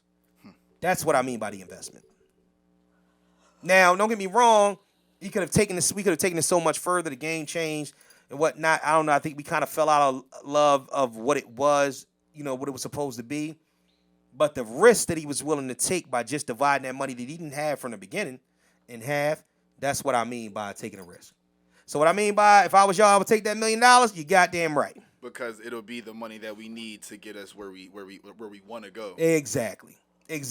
Because if you've never seen that type of thing, like I said before, we start in basement level. This conversation is completely different. Right. Completely different if you're an international superstar. Oh my gosh. Sometimes I don't know what the fuck some of these people is thinking. You know what I'm saying? Like, I'm like, what? You selling that for what? But that also goes to show you the type of deals that they made when they were a part of that. Some of these guys might have sold their catalog for $300 million because they wasn't worth that amount of money, which we thought they should have been. Yeah. They probably was only worth 30, 40 million. So they was like, well, shit, this is a come up for me. That's just a thought. I don't know, man. Something to think about. I don't mean to be a professor about it. I just, know what I know in certain areas or whatnot. Think about that. What you call it? I ain't got $1 million to give you, but I would think about that, especially the ground level shit and whatnot. Now, if you got some shit that blast off tomorrow and it's on everywhere and whatnot, and you making money hand over fist, a motherfucker coming to you with buy the shit out for $1 million, like, fuck out of here, man. I can make that in 6 months. No, we're not doing that. You know what I'm saying? Yeah. But the shit that I'm talking about, might want to think about it. You know what I'm saying? All right, so we gonna pivot 360, 180, whatever, however you want to call it. Rihanna, shut up. Rihanna on the cover of Vogue. Okay. Did y'all see it? ASAP, yeah. Yeah, how'd you feel about that? I mean, coming off of the Super Bowl performance, which was crazy how she revealed she was pregnant on that stage. Right. On that. Go Black Love. Go Black Love. All right. That's what I have to say about How'd you feel about it? I'm getting to something too. Go ahead. I'm about to say, yeah. Talk about the one that said he's following her and she's the leader. There we go. Teddy hit it on the head. I just saw the picture. I ain't read that. Right. I read all this. Was it? Were there comments? People saying that, comments, or right? does it say that on Vogue? It says on Vogue. It was like one of them the little cover. front captions. It had the little caption. Hold on. What did it say in the caption? Let's start talking. Matter of fact, Is that the caption or is that comments that people were saying? no, it's the captions. Oh. I'm like, that's why I was lost a little bit. Hold on, I got it though. So essentially, while you looking for it, I'll talk. Essentially, the problem that people are having with this or whatnot is that this is apparently a reflection. And I don't wholeheartedly believe this, but I kind of understand what some people are saying. Yeah, but that's not real. Somebody's a comment. Somebody made that. That wasn't on the real cover. That's not all that stuff is missing in the real cover. Yeah. What cover I'm like, says I Rihanna saw the real Reborn. cover. It didn't have any of It that. don't have that. It just says No. Rihanna I'm like, Reborn on the cover. So right, exactly. So what they're saying is that's what people are thinking. People are thinking, okay, this woman, because of her stature, because of the money that she makes, is leading this relationship wholeheartedly and is demasculating the black man that is her baby's father. God. All right, so hold on, cause y'all. Black people. It's always with us. Yo, I swear we never do The that. fucking with the article mayonnaise is people. about We never do it. her said with the becoming what? a fucking Mayonnaise people. mother. But It's not the called man. Rihanna Reborn. Jesus. But why is ASAP in the picture? Because it's her Like that? fucking Following man. But it's With just the baby. It's just to make that the picture look particular good. I don't paper. think he said, "Okay, ASAP, now grab her hand with the child like you're following behind her like a lost little puppy." And then he's not God. even A lot of look. The crazy thing is, context he's on not it. even looking at her in the picture. Look, He's that's- holding her hand, but he's looking at his baby. He's kissing his baby. I hate to be this guy, but I'm gonna play devil's advocate. The hot take, man. Yo, man. First and foremost, this is British Vogue. All right, so let's just take it off of the top of that. This is British Vogue.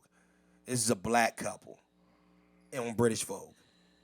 First and foremost, British Vogue can give a fuck less about who Rihanna's dating or who she has a baby with. The superstar Rihanna Reborn, the superstar on Parenthood, A$AP Rocky, and the mother of all comebacks. So essentially, this is the funny thing, right? Most people are saying that A$AP wasn't even supposed to be there at the photo shoot.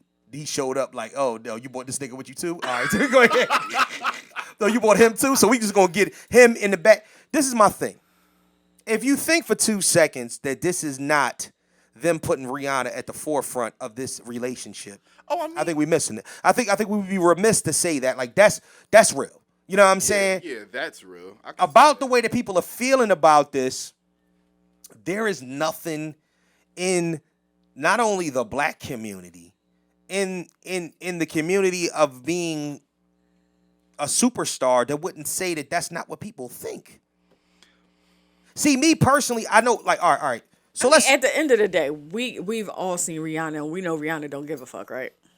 Right. See, the thing, like, the reason why I'm not, like, totally opposed to this point is because I believe relationships are a game of who has the power and who Ooh, let's talk. I believe that's what a relationship is. That is like what, some of the basis of it. All right, so Scott Vibe spitting right now. All right, But I think when you start to lean into it as the people in the relationship, right, that's when it becomes conflicting, and that's when it starts to ruin the relationship. Ooh, that's when because like falling for the hype, into the own hype, and it's like because that's when the identities of the sex start to go into different sides. It's like, okay, I'm a man, so I'm supposed to be the one wearing the pants, and okay, she's leading now, so now I'm on edge a little bit more in public when we're seen together, because now I feel like I gotta overcompensate, and I feel like I gotta be extra brolic and extra manly when when it's like, bro, that's when you gotta cut all of that outside noise out and just be with the person that you with, and I hope that that's what they're doing. Yeah, because I feel like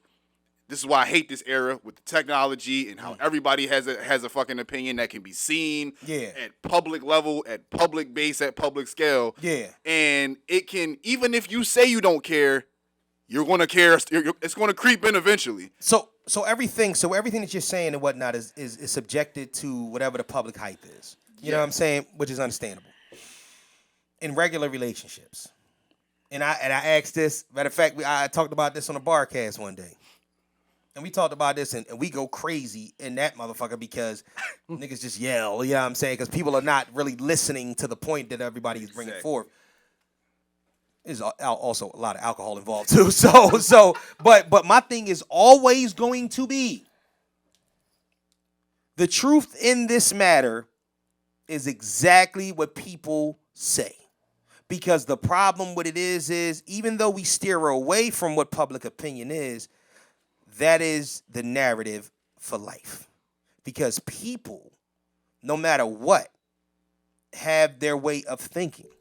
There's nobody that's going to be cool with just, okay, a regular relationship. He's rich in his own right as well, but he's not Rihanna rich. Okay? So they might be able to navigate the situation better because they're under the public eye. They're like, well, fuck them. We don't really give a fuck. We moving the way we move.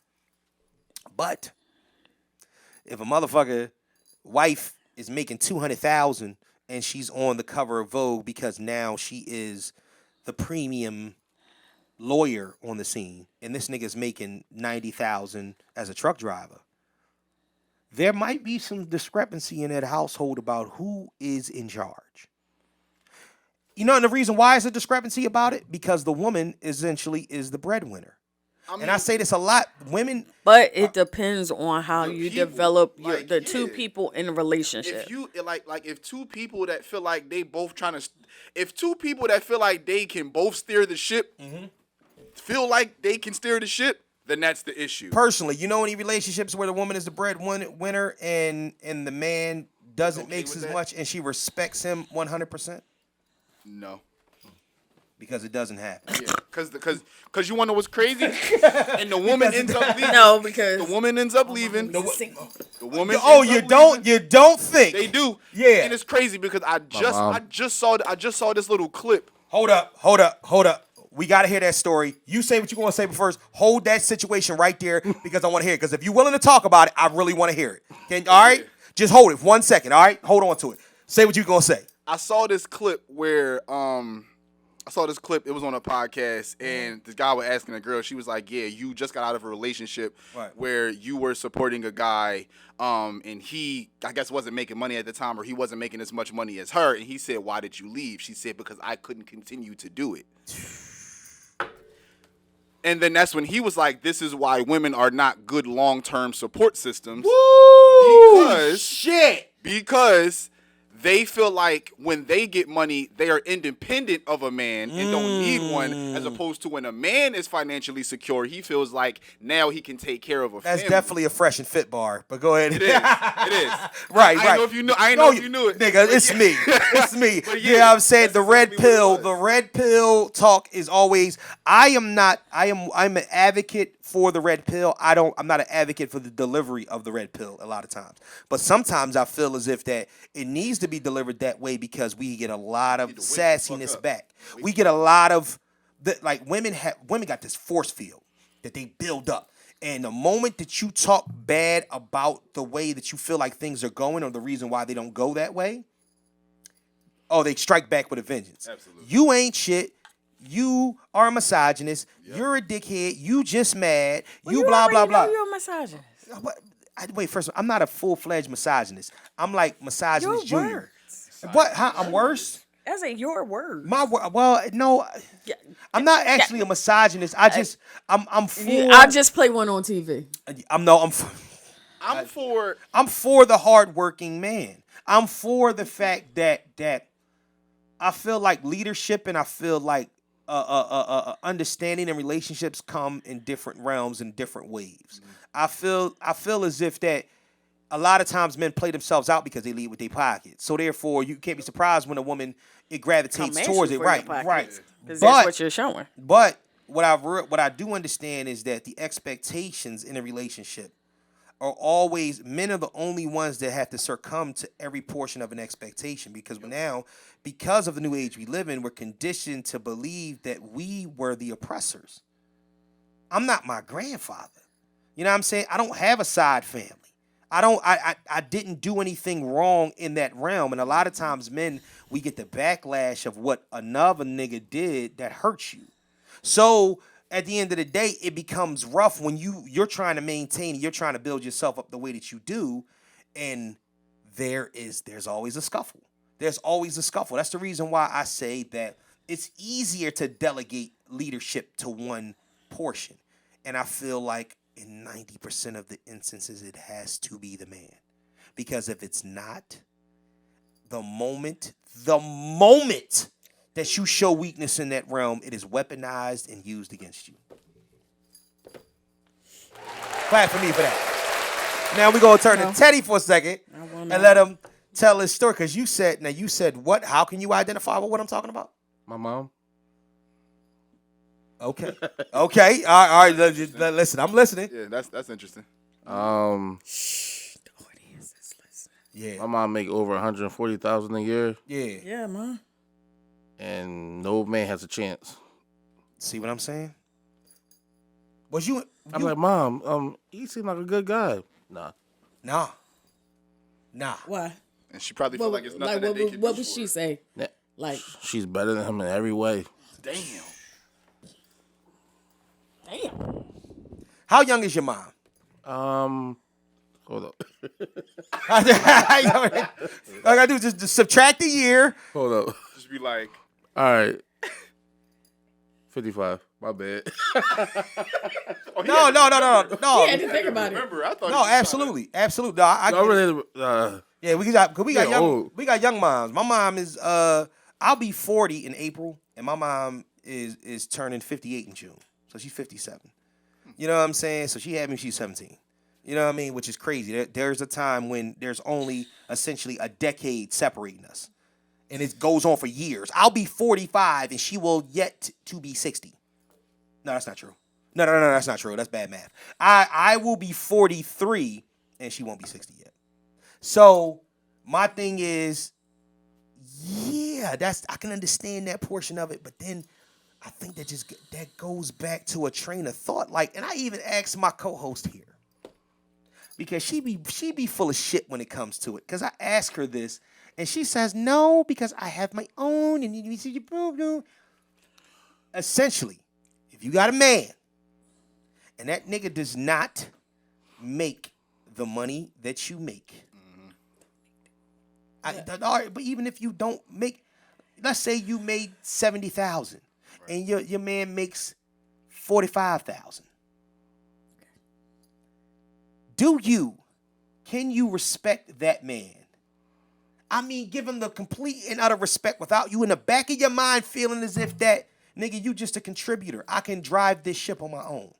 Be submissive. Be fully submissive. Be fully submissive. I can and I have. You can and you have. I feel like I love Kellie. Kellie's it's a fucking not, unicorn. Go ahead. and I'm about to It's say not easy just because, like him, I come from a very dominant mother. Okay. And I had both of my parents in the house. Right. Okay. She heard me. Oh, she heard you? You wasn't on live, was you? Yes, she was on. You wasn't live, was you? For a little while, yeah. But you wasn't just live when you just said that. Yeah. Yeah. oh, that shit was Yeah. like My brother probably was like, yo, guess what? Yo, Teddy on the podcast talking about you. It's Oh, shit. Oh, but we are out of here. These numbers are the fuck out of here. Holy shit. Everybody tune in. Welcome to the Mr. KnowItAll podcast for the new listening audience.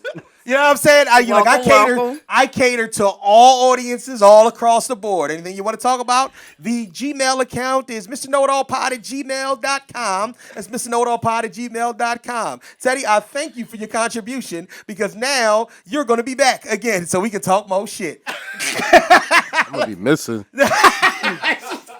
He was Look. live. We don't even go live. We just, that 100,000 go. Yeah, dog. Gonna make you. Listen. Like, what happened to Teddy? Oh yeah. If you didn't think that you was gonna make it before, dog, you are out of here now. This shit is gonna be crazy. I'm trying to tell you, man. You listen. You was live when you just said that? Yeah, I'm going to continue talking about it. Yeah. might as well just finish. You might as well get it Might on as well. out.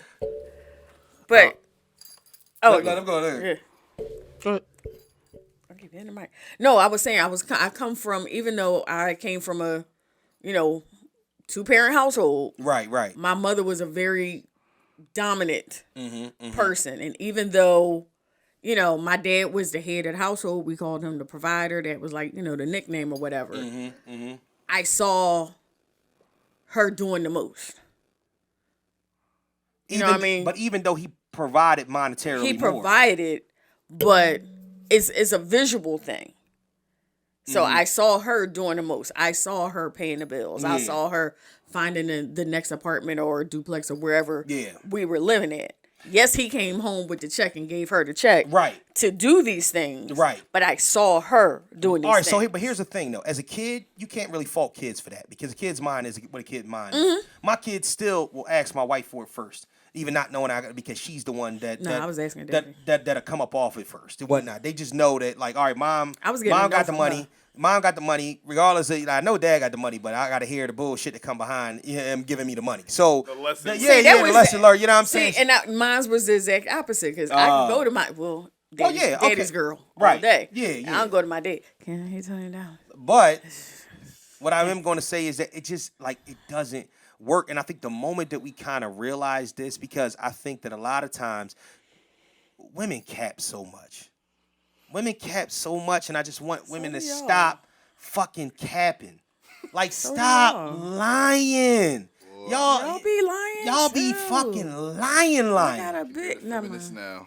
Huh? I can hear the feminists now. Oh my God! Because at the end of the day, but I get a lot of backlash for this or whatnot because of the simple fact that they're like, oh no, it's not always about that. This, that, and the third. Like, listen, it's always about that. Let's stop lying and acting like it's not always about that. You know what I'm saying? Because if women look at you when it's time to adult and you're in adult situations, women want to be taken care of in one way, shape, or another. They want to be taken care of. And even if they find a way to find a pocket to say, all right, it ain't like you a brokey. It's just that I know I make more money than you or whatnot. Then you better make up for it in other areas. Nigga, you better be a handyman. You better be a motherfucking mechanic. You better have connects. You better work at the airport and be able to get us free flights. You better be useful in some areas. Your dick game better be the greatest dick game this side of the Mississippi, because at the end of the day, that's why women go out and they cheat or whatnot. Women. Wow, this is really misogynist. It is. Podcast. Yeah, this so. Oh, I hate to be this guy and whatnot, because what it does is it lends itself to, now I gotta throw my red pill on. Don't do this, Kelly. You're gonna be live. Oh, damn. I say this a lot, right? 65 to 75% of marriages end in divorce. Okay, 80% of those marriages are ended by women. You know what I'm saying? Like, and this is a stat, this is a fact. And this is red pill 101, and I hate this shit and whatnot. You love it. No, because I feel as if that it's not. I feel like a lot of times the men, there are men out here that don't, that's not even what they thinking about. Yeah. They're thinking, I'm in love, I'm smitten, I'm here. So Did you say smitten? I'm smitten with her. Spell you know what I'm saying? And we build this. Spell it. Listen, you're asking for a lot. You know what I'm saying? But they thinking like we build this together. You know what I'm saying? And then what happens is that there's never anything that contributes itself to expectations. Never. Nobody, you're not standing at the altar or whatnot. When you say better for worse, so richer for poor, death do us part or whatnot, they're never going to talk about the expectations that are given in year 5, in year 7, in year 9. You know what I mean? These are things that kind of happen on the fly. So the man has to find a way to be that leader. He has to. If not, he has to be willing to say, listen,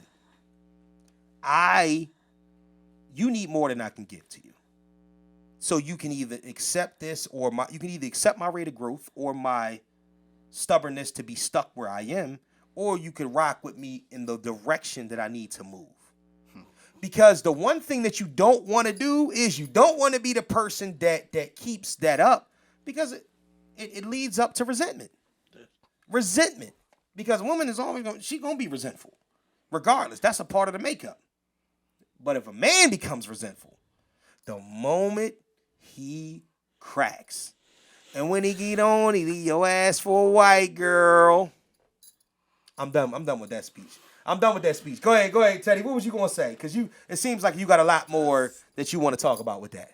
With my mom? No, I didn't say that. But I mean, if that's what you want to do, you know what I'm saying? Go ahead. I don't know, like of course I said my mom makes a lot of money, and actually meet. The money wouldn't even help them in that situation. Damn.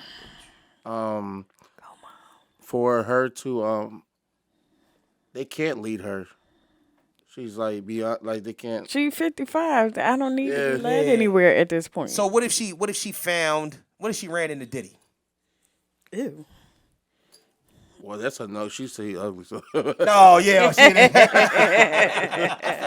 I feel like when you get a certain age, and like you have established yourself and you've gotten like the basis of your life down to a science. I feel like whether or not you make a certain amount of money and you meet somebody, I feel like if you've been comfortable where you're at by yourself, because like that's where my mom is, and like she's about to retire, she's 60, she has no desire to meet anybody. And it's like, even if they were the greatest thing to mankind since the Lord himself, you know what I'm saying? It's just like she doesn't feel like she needs anybody because she feels like she's self-sufficient. Yeah. And it's like, when you reach that point, what can somebody else really do? I think there's a lot of like lonely times and like different thoughts that go into that over the years. True. But I think that when you reach that point, this is like overcoming any adversity. Yeah. Once you come out of the woods, oh nigga, yeah, I'm out of the woods now. Yeah. You know what I mean? I have no desire to go back in the woods. Yeah. You know what I'm saying? Because I've been there for so long. I've tried. And You it's know what not I mean? easy And to it's not, watch though. huh? It's not easy to watch. What you mean? Because like my mother just turned 70. Talk to the mic, And girl. I'm sorry. No. My mother just turned 70 Right. and she reconnected with a sweetheart of hers from her younger days. Right, right, And he lives not far from where I live at now. right. But you don't want to go see him because you don't want to drive out there. Because you're stuck in your ways Right. on driving. Yo, that was Like she's like not she's like a Broad Street driver. So Yeah, mine is too. you know, she's a Broad Street driver. So it's like, you know, Yeah. but I I said, can. well, what if he like takes a cab to your house? What if you take a cab out there? I was like, I have no problem to come and get you if you Yeah. want to do that, if you want Right. to hang out with your friend. But like So you have to give some to get too. And it's not about my dad died in 2013. You ain't getting ready to find another Joey. And they were separated way before he passed. right, right. However, it's not about finding somebody to at this age about finding somebody to lead you. Right. At this age is now about companionship. Maybe having somebody to hang out with outside of your child. So oh gosh, let's not do this because I already know. Outside the what? Your A child. Yeah, woo. Don't do it. Don't do it. I've hung out with them too. Shut up. All right, I'm sorry. Shut up. It's Don't an talk about old lady experience. I love them to both to death. It's an old lady experience when you hang out with them. It's like, wow. Only thing that's missing is Matlock and Oodles and Noodles. Diagnosis murder. Yeah, Ritz Diagnosis crackers and murder. shit like that. But So I I mean, guess just, you know, having somebody, just speaking on my mother and her friend, is somebody she knew from, you know, when she was a kid. So now, I mean, y'all have memories together. It's just a hangout moment. Just somebody to actually, like, her best friend lives in California. So it's not like you can hang with your best friend every day. It's not like you're going to talk on the phone with your best friend every day. She does, though. But, you know, it's a companionship thing now. Since we I'm talk not about even looking for a leader. I'm just, Right. you know, looking for somebody, you know, do you want to go to the movies? Do you want to all right, since we go talk to a concert? But anyway, go since ahead. everybody is talking about moms, I love my mom to death. Talk about it. My mom's been married 4 times. My mom's been married 4 times. currently or She's on her 4th marriage. So this is the thing that I say. I say, love my mom, got her back in any situation that she does or whatnot. But when we start talking about, you know, my mom's 57. We start talking about companionship. And I know, you know what I mean, she loves her husband and whatnot. And you know, they've only been married for a couple years now. But she's been married before. Right. You know what I mean? And before. You know what I'm saying? So my thing is, companionship is, if companionship is your thing and whatnot, then you have to start. I think that's the only time that I say that there is opportunity when you get those ages for growth. When it becomes, you understand maybe some of the dilemmas and maybe some of the things that you've done in the past that have not led itself for you to be in that realm, but you giving yourself another chance in order to do it. yeah. And then maybe believing that this is a situation that'll work. Do I get the calls? Of course. You know what I'm saying? I've been married for 16 years. You know what I'm saying? So I've been married longer than all my mom's marriages combined. Damn. You know what I'm saying? So, well, don't do that. It wasn't supposed to be that. You know what I'm saying? That wasn't a goal. It wasn't a go. Right, just right, happened Right, like it just that. happened like Was what? clipping this, that would be a crazy. God no! I am the lucky I do my own editing. I am not clipping this shit. Man says his marriage lasts longer than all his mom's marriages put We together. are the fuck out of here, man. Yo, this is, oh my God. Listen, but what I do understand is that, you know what I mean? You do what you can the best way that you know how to do it. But growth is one of those things. People are married multiple times. People do. It takes 3, 4, 5 times for some people to find the right one and to get it right. So if that's the case and if you have the willingness to, boom, make it happen. But like you said before, some people prefer the woods. You know what I'm saying? And to find something in the woods and say, okay, I can make my home with this. And some people, like you said, you might get out of the woods and you just like, hey, look, I have no more desire to go into the woods. I have nothing left to give. Right. Like now that you said that, it makes sense because like I have a lot of conversations with my mom and like she tells me a lot about like her past and her past relationships. And it makes sense why she why she's at this point because she didn't really have the best experiences when she was with my oldest brother's dad, my middle sibling's dad, and then my dad. So she literally had 3 times to find somebody that was like, okay, is this person for me? Is this my person? Okay, no, all of these ended in ways that I really wish that they wouldn't have, and I don't want to say scared her off, but it just it's the desire to go through that or try to find somebody and then have to go through that again at her age. She feels like it's a waste of time, and it's not even worth the trouble getting into, because she like you said, you get up to that age, she good with her Columbo. Her she good with her Columbo Matlock, she good with her little shows. She's good. She's good with her with the same. She does the same thing. Any grandkids? Absolutely. She's straight. Cool.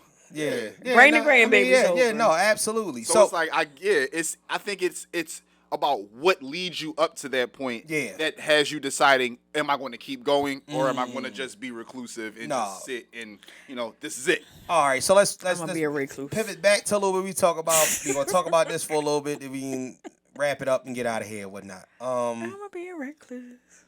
No. I hate when she start talking like this, man. We are going to do For the Love of Kellie one day. I'm trying to tell you.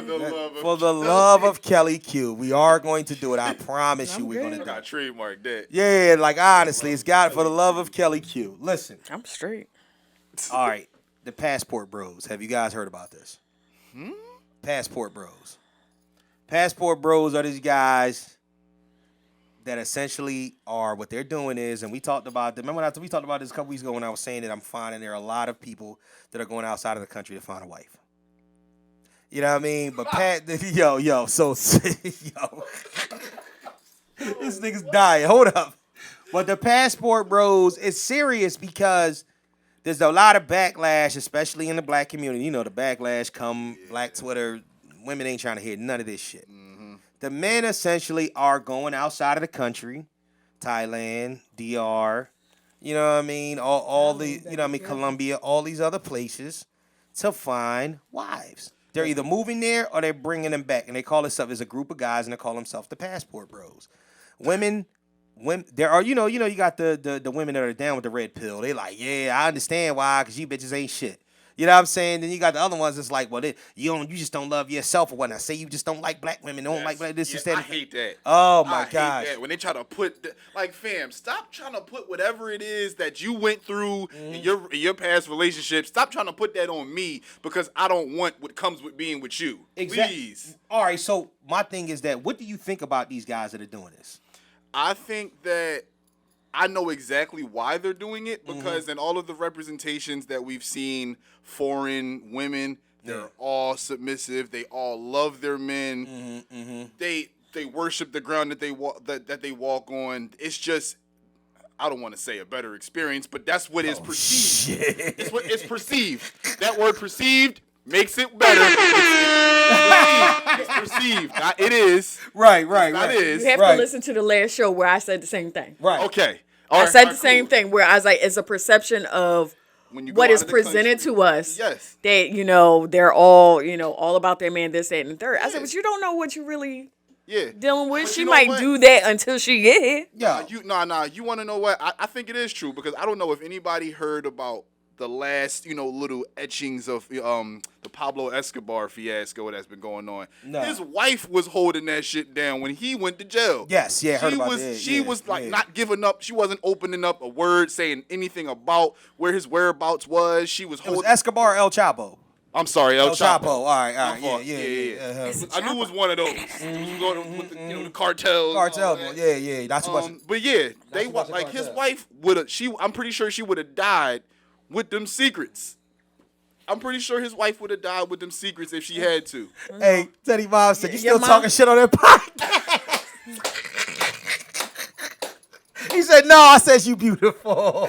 She gonna cuss his ass the fuck out. Are you still up there Let me talking tell you shit on a something. podcast, Watch on nigga? that podcast, When you so- go to see him the next time, you gonna be like, well, where he go? Yeah. I ain't seen him in a couple of Days, days. I know. Like, that, yo, anybody see High Teddy and lately? low. Yeah, that nigga laying low. But, all right, man. See him I'm at tired of Christmas. beating around the bush about all that type shit, man. Niggas are going away to find women who will fall in line and shut the fuck up. You hit that right on the nose. I hate that I had to be the one to say that. I'm going in June. Going to DR. Huh? Going to DR. Oh, yeah? Oh, Lord. You going with him in DR? No, I'm going in October. Matter of fact, I'm going in too. But I got mine, huh? I'm going with Mugga. Oh, you going with us? Yeah. That nigga, yeah. Welcome to the club. You know what I'm saying? But you know, this guy shit, we go out there, we have fun and whatnot. The club should be popping. You know what I'm saying? But listen, I hate to be the one that had to say that and whatnot. And it's the hardest thing in the world to hear. For black women get mad, and I'm leaning towards black women because I feel like we at the point where now we just talking, we just saying the shit. There is black men don't like black women. I don't want to say that. I don't want to say that. Let's not. That's not sugar. We're not gonna sugarcoat it. Let's stop sugarcoating it. Let's not die on that hill. I don't want to die on Black that hill. men don't like black Listen, women's it's attitudes. Not the black women. It's not the black women that we don't like. It's the trauma that they're throwing on us. Oh my gosh. That's what it is. The trauma. The trauma. It's whatever because it's not all of them. That's like that's what I can say. But I Thank you. will like what I 85%. will say is people have a tendency to project Yeah. a lot of what they have experienced and they bring it into new situations because they don't know how to heal from shit. And Or they don't know how to give heal from themselves shit the- because nobody's ever shown them. that too. You know, so you're coming from a situation where your parents aren't healed. So now here you go. The upbringing. And It you all don't know how to starts- heal. it all So now starts you don't early. even know how to cut off this shit to not take it to the next level. Now I'm not saying I'm not copping out. Fuck you, Keith. It's fucking pandering. All this shit is pandering. no, Because I'm gonna tell you what. Go. Because look. Because this is where I'm going to hop back over to the other side. Because Right. as an adult, it's up to you. There we go. It's up to you to want to find find the answer, find the root cause of what that is, so that you can now go into a relationship healed. Yes. How many times? Let me ask you a Like the question. biggest thing is not taking the bullshit that he did to you And bringing it on into to the next Don't person. do that. So until you learn how to do that, everything's going to be fucked up. They don't understand that though, and then that's where they can carry it on, and then that's where essentially black women get the bad rep because they're the ones that never want to go heal. How many times have you heard the statement you're a product of your environment? All the time. Okay, cool. So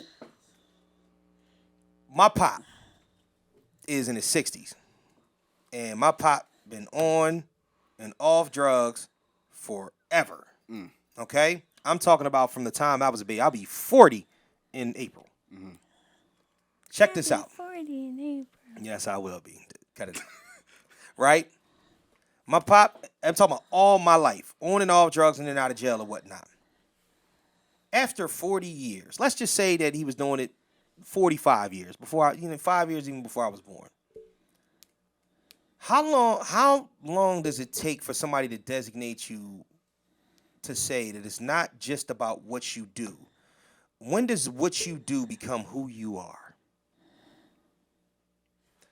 My thing is that in a lot of instances, we give, especially in our community, we're very, very welcoming. We're very, very forgiving. Absolutely. You know what I mean? When it comes to a lot of things that we do in this life, we're very welcoming. We're very forgiving.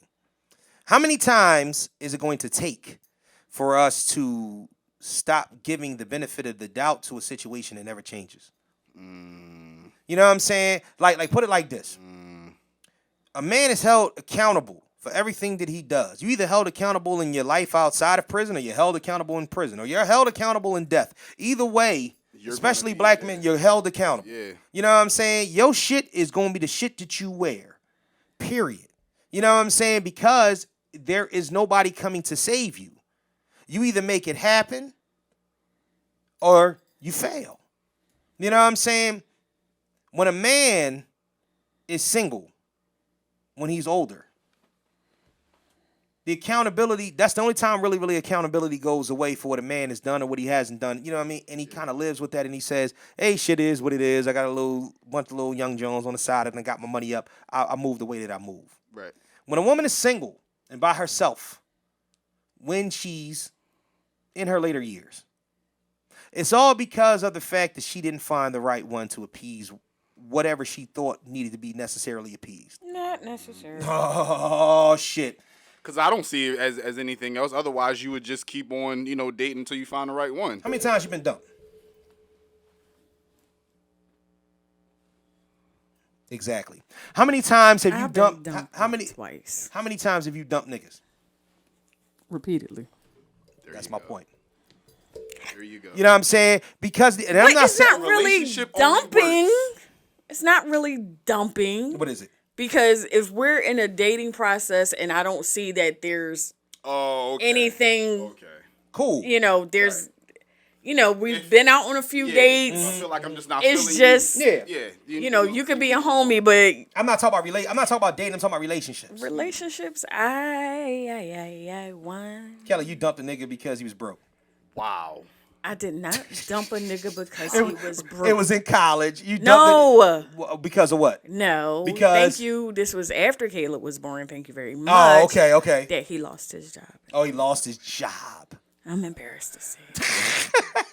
Because he lost his motherfucking job. And so when he's at his lowest point of feeling the most emasculated, Ow. that's when you come and finish him off. Finish him off. Shotgun to the head. Boo! And I don't even think I Good broke day, up sir. with him. I think I just the calls got limited. Ghosted the nigga. Calls got limited. She ghosted the nigga. So you ain't even officially break it off. You just was meeting that man.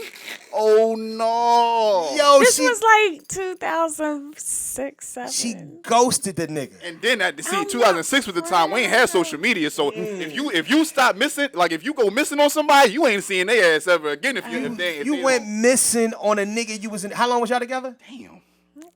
We've known each other for years. How long we was knew y'all each other since I was together? Ooh, just one of them too. like a few months. A few months. So more. y'all That know we each other? officially were together. We knew each y'all other know since each- I was in high school. Ooh, He was best friends. And this was a friend. with my best friend's boyfriend. Ooh, yeah, I know that stung him. God damn. He probably. I guarantee you, if you ask him, does he still think about that? To this Oh, day? my He God. definitely does. Kelly had And then later we re-linked, not so much dating or anything, Right, but but just, reconnected. And my grandmother passed 2010. He hung out with me that day. He went to the gravesite with me because we needed to find the actual. I was doing the funeral, Right. So we had to actually find where she was going to be buried because she was going to be buried on top of her mother.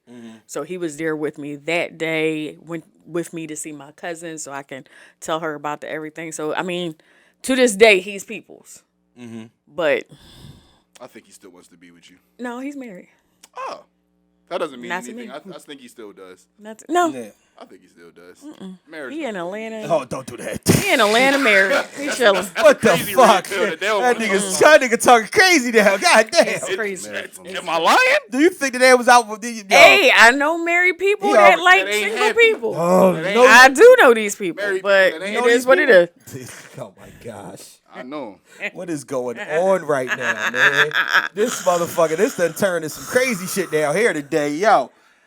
Honestly, I just know I made some dating moves that so looking into what he said about healing and yeah. internal is a lot of things that I've stepped out of myself and be like, oh, that was real fucked up, and just Yeah. changed my direction of thinking and not so much on what I've been around and experienced growing up and just Sisters is losing. do what's right. Sisters is losing. Absolutely. Absolutely. They losing right now. See, this is the thing, right? We always got this thing, and we can move on to after this. Okay. If it's that old saying, how many times does something continuously happen to you regarding, especially the opposite sex, before you start to look at yourself in the mirror and say that it might be me? It's a lot of people that don't do that. Yes. Don't. That's what I'm saying. Won't. So if you got a group of men that are and you know, niggas really don't say a lot of shit. Niggas just move. You know what I'm saying? Mm-hmm. That are coming out. And it's a lot of bitch assness with it though too. It's a lot of niggas that's bitch ass niggas. You know what I'm saying? That's cause what the hell? I don't even want to. That's come on. She always got to do that. Just show me some goofy shit. Like right, that it's a lot of niggas that's out here.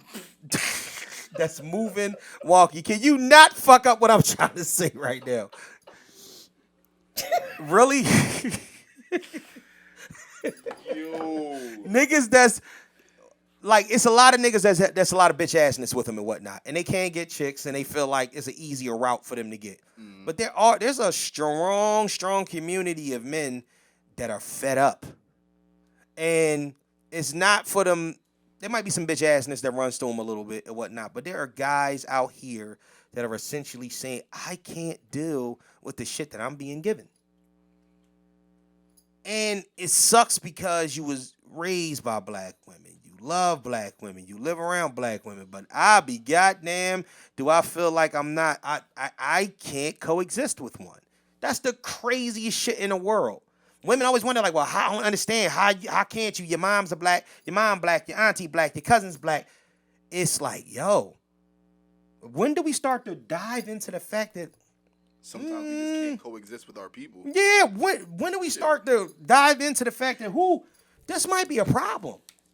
This might be a fucking problem. So much of a problem that the media, I'm talking regular media, every commercial you see is a blended mixed family. Ooh, I did not know if anybody else seen that. You know what I'm saying? Like, are you fucking kidding me? Not even that. I think it's more families. so. I'm like, that shit would I never think happen. they do the. I think it's either the dark skinned female with the lighter man, or you with the dark skinned male with the whiter woman. That's Absolutely. Like mixed with the curly hair. Absolutely. Yeah. Absolutely. Specifically, they're going out of their way to find mixed families. Yes. Because Or they create. to create a mixed family. Yep. To hire them and say, we need one black man, we need a Morris Chestnut, and we need a motherfucking Amber Heard, like somebody like that. We need the liliest white bitch you can find, and we need the darkest chocolate nigga you can find. Exactly. You know what I mean? Or vice versa. Yo, All American. Exactly. Right. Oh my gosh. But it's just one of them. We got to start looking at it, man. We got to start looking at it. These brothers are out here. And like I said, it's some bitch assness. There's niggas out here that's just doing that shit to be spiteful. And they mad because they couldn't get shorty that they wanted to. So they find. Because, I mean, what's the chances of you going out there and finding one of the baddest looking women you've ever seen in your life? Right. And you know you a sucker MC nut ass nigga. And she loving you for you. Nigga, she loving you for what you bring to the table. But here's the funny thing. Now, this is the thing that drives me crazy, and we can move on. There's the pretense of what you're doing when you get over there. There's no underlying message where you thinking that you know for a fact that you wooed this woman and she loves you for you. You know for a fact that what you went over there for, and you know why she's attached to you. You can live with that. You can't live with the fact that if you're here and you give all your heart to a woman that you feel as if that she'll love you back and she's loving you under a pretense, that you provide something for her. You know that girl needed you over there. Mm-hmm. You know for a fact that she might have come from poverty. And you will bring her back or you show her a better life or whatnot because that's what your lifestyle as an American has afforded you to do. But what about when you here? Real ass bitch get fucked by the nigga. Seven-figure nigga, that's my type. All that other shit. You understand what I'm saying? These are coming from the women that you feel as if that you're supposed to have a shot with. But this shit for real ain't nothing new. This shit ain't nothing new. But Eddie Murphy was talking about this shit on Raw. He was. On Fufu. Yes, and that's another whole different topic when she gets to America and she sees it's other lit niggas that's even more lit than you, would she want you in the same And then capacity? she started talking to people about what she get, and I want half at D. So it's piss in a dating pool all around the world then. But at least piss and shit. But at least you know, at least a superficial nigga goes over there and knows I'ma pull me something bad over there, and she's gonna be appreciative of that. Should be appreciative for a minute. Well, you know what? Then that's when the niggas start hiding her.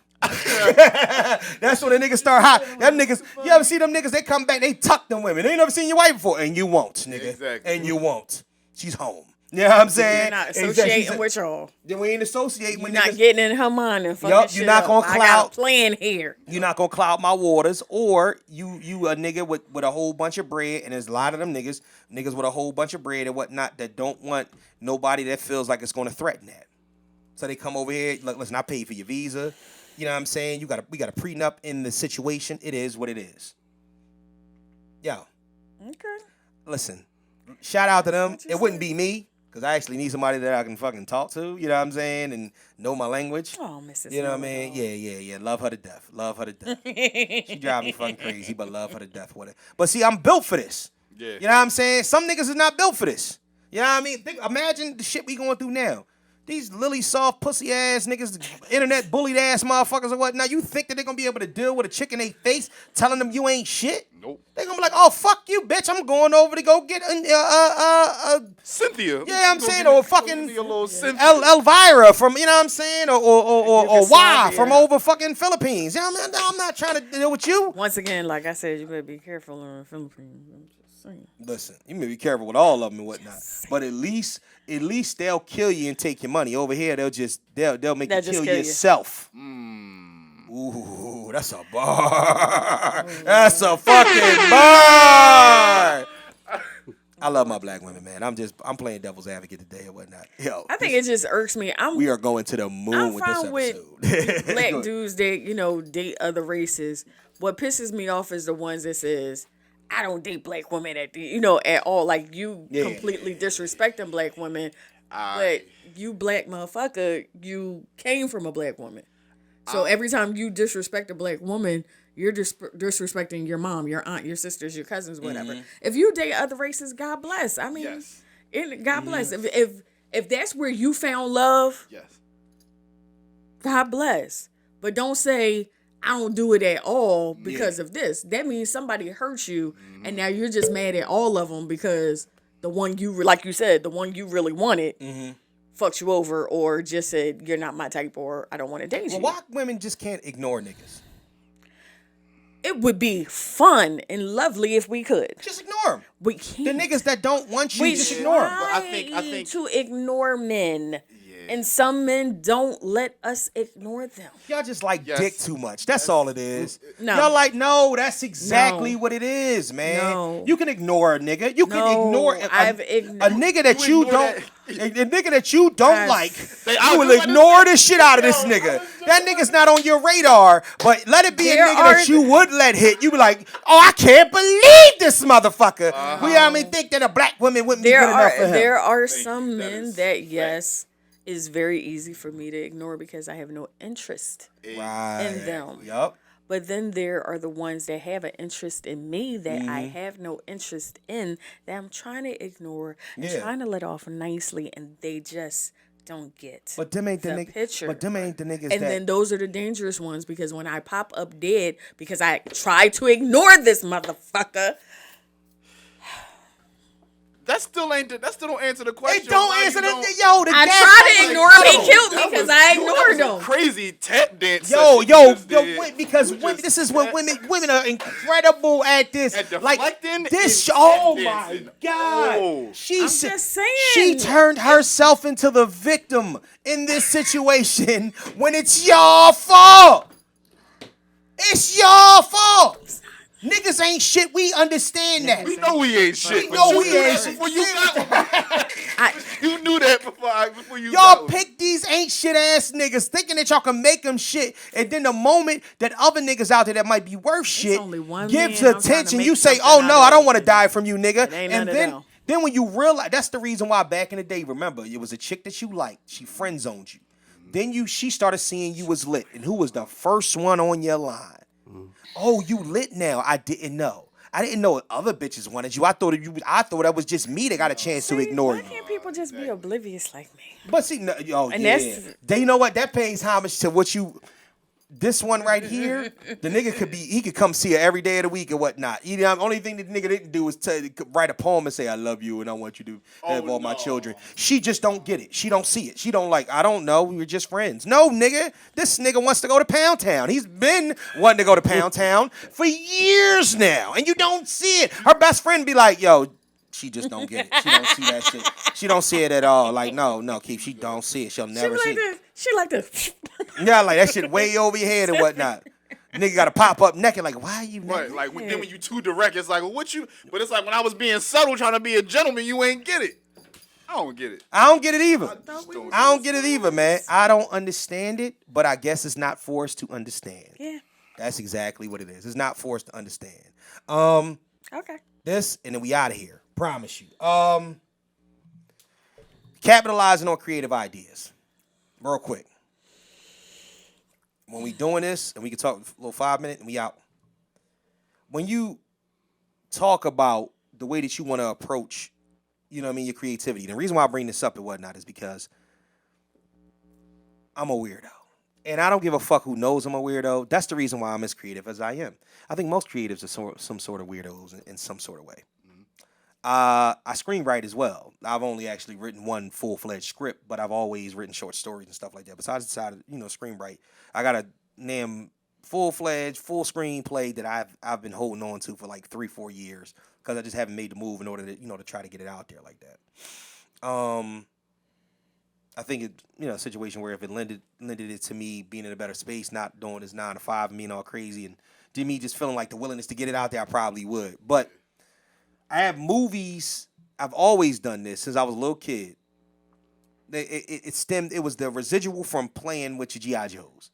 It would be a whole, either a wrestling match or it'd be a whole story. You would have a protagonist and antagonist, and in each movie they would be different. You know what I'm saying? Like you'd have G.I. Joe over here as the hero, then you'll have like it'd be like Hulk Hogan is the big time enemy, and then you have like an underboss, and you know what I mean? Like it's a whole story and fake guns and all that shit, right? When that got taken away, my imagination, I was only a child for 10 years, so that's why I'm weird like this. My imagination always ran away with me in that way. I can sit in a room and whatnot and think of, and I drive a truck by myself, so it lends itself to that. I got an hour drive sometimes, so I'm sitting there like thinking of this movie. Dialogue, action sequences, explosions, gunfights, all that shit, and it's all in my head. All in my head. There's names to the characters, there's extreme dialogue, there's sad moments, everything that you can think of in a full-fledged feature is going on in my head. And I know motherfuckers watch me driving past because I'm making punch and explosion sounds and shit like that. I just look crazy. But this is something I've always done, and I'm leaning to something. So I had a movie in my head, and I think I was calling it something like Thy Name or some shit like that. Essentially, what it was the archangels Michael and Gabriel were sent by God to destroy the world. All right? In this form, what we believe of as Lucifer, I don't know if you're religious or not, we believe of as Lucifer is the devil. But Lucifer is, for some reason, the angel that we feel like is always among us. Essentially, what it was is Lucifer, when he fell from heaven, he fell because of his willingness to protect human beings. And God essentially may have saw some sort of, or made it seem as if that it was some sort of mistake. So he wanted to destroy us earlier, but Lucifer fell from grace because he went against what God wanted. Fast forward. He is now an angel that is amongst us. When God sends Gabriel and Michael down to destroy us, he protects us. This is a fucking action movie now. You know what I'm saying? This movie becomes an action movie. God speaks to Lucifer and says, my will be done. And he says, God, I can't let you do this. And he the dialogue is more along the lines of like you like, I'm him. You can't stop me. You know what I mean? Like, so essentially but my will be done because they're following my orders. he's like, I'm going to send them back to you. You know what I'm saying? The way you sending them down. You know what I mean? So essentially, when angels come to earth, there is a way for them to be immortalized. You know what I'm saying? With them being, not immortalized, mortalized. So with them being mortal, if you're able, they bear swords. If you're able to chop the wings off and remove the head, you send them back to hell. Heaven, hell, whatever you want to call it. Right. This movie, in my mind, was great. I was like, damn, I may sit down and write this one day. Last night, a lot of you not, I'm sitting in my living room, and I see a preview for a fucking movie. Something about it was some Michael and Lucifer are fighting. I said, I don't know if this movie is exactly what this is about. Somebody in the world had the same type of fucking thought that I had and made an entire movie of it. Dog, I lost it. I'm like, yo, I cannot believe this. This was one of the most original ideas that I've ever had. Matter of fact, this is not the first time this has happened to me. I wrote a short story called Shadow Blood. Shadow Blood, I wrote it when I was in 7th grade. It was about death coming for you when you did not die when you were supposed to. What does that sound like? Final fucking Destination. Dog, the reason why I'm bringing this up, and I think I'm on to something, this is crazy right now, because I'm sitting in a room with creatives, and I love this idea that I'm speaking with y'all about this. Capitalizing on your creativity. Like the first thing I said before we started recording, I was like, I feel like, you know what I'm saying, time is my currency. Dog, this shit is real. Like your creativity and the clock that you got running on your creativity is a real thing. So the time into which that when we start talking about your turnover and stuff like that, dog, we're not the only people in this world that think like this. You know what I'm saying? We're not. You know what I mean? So I feel like when you got opportunities to capitalize and shit, look at fucking Armageddon and Deep Impact. You know what I'm saying? It came out in the same fucking month. Same type of movies about asteroids coming to Earth and destroying the Earth. These are the type of things, and I may be rambling a little bit, but this is like capitalizing on your creativity. Don't y'all feel like it's something that's to be said about that? Like, you ever wrote a bar, and then you hear somebody spit a similar bar, you be like, motherfucker. Yeah. You understand what I'm saying? Either wrote it differently or wrote it exactly the same way. I was just watching it was, I don't know if it was like a video or like it was like a short clip, but it definitely was along the lines of whatever ideas you have, get them out. Because you never know, if, or at least like if you can't get it out, just flush it out to see how far you can get with it. Yeah. And just see it to the end. Start it and finish it. Because what will happen is you'll be like, nah, this shit ain't gonna work. And then somebody else will do that same exact idea that you either just didn't follow through it or you didn't see it as being something crazy, and they'll do it and take it and blow it up, and you'll be mad as shit. You'll be like, I was gonna fucking write that shit. Same idea. I agree. And that's why, it's just like now, like that outlook has changed my whole like scope and approach to like music. Whether the idea is ass or whether it's great and phenomenal and something I've never would have thought of. Right. It's getting the idea out, because you never know. You might not, like, you might do an idea or have an idea today that you might not do tomorrow because of where your mind is. Your mind is constantly changing. You're constantly growing. It's constantly chucking ideas and inserting new ideas, chucking them, insert. Checking out different things. So it's just like, don't be afraid to put that down, because you don't know what kind of potential that idea that you have. Yeah, no, absolutely. Yeah. I mean, we're just looking at two movies. It was two movies. One called No Strings Attached. Okay. That came out 2011. There's another movie called Friends with Benefits. Came out 2011. It's the same movie. It's the same premise. Right. It's just it's difficult to kind of. What do you think about that? I agree. But see, that's what I'm saying. Like, so when you create, do you think in that way? Not really. You really don't worry about it too much or whatnot. And the funny thing is, one has Mila Kunis in it. Yeah. And the other one has Ashton Kutcher in it. And they're not even playing like the couple. Like, she's in one with Justin Timberlake. Right. Right. And he's in one with what's the crazy chick name? Natalie Portman, my girl from Star Wars. See, that's listen, man. My thing is, how does shit like that fly? Like, people don't understand. Like, yo, this is the same movie, just reincarnated. But Well, it's the Friends is living single. Just white, right? Just white. but see what y'all see Because the guy from NBC said, they asked He him. had the idea. Well, no, he didn't have the idea. They asked if you had your pickings of another show to be on NBC, something that you wish you had. Right. He's right. like, I wish I had Living Single.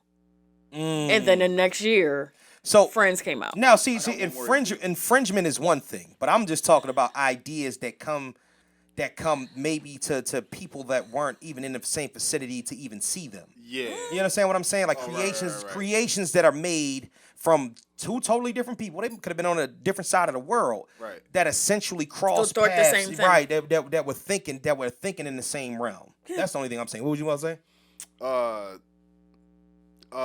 So I don't know if y'all watch it, but the Key and Peele show. Yeah. That's just Dave Chappelle reincarnated. But that's not the same. yeah, thing, but they 'cause- seen it. Yeah, they saw Yeah. Dave Chappelle. Yeah, so I mean, and they were after Dave Chappelle because they came out right after And I heard he that- left and went. Yeah, I heard that was for that exact reason. Oh, Because okay. Dave Chappelle, with the whole running away from 50 mil, because they were trying to change how he was doing the Dave Chappelle show. Right, He right. said fuck that, and they called him crazy. He went to Africa smoking crack, and enter Key and Peele.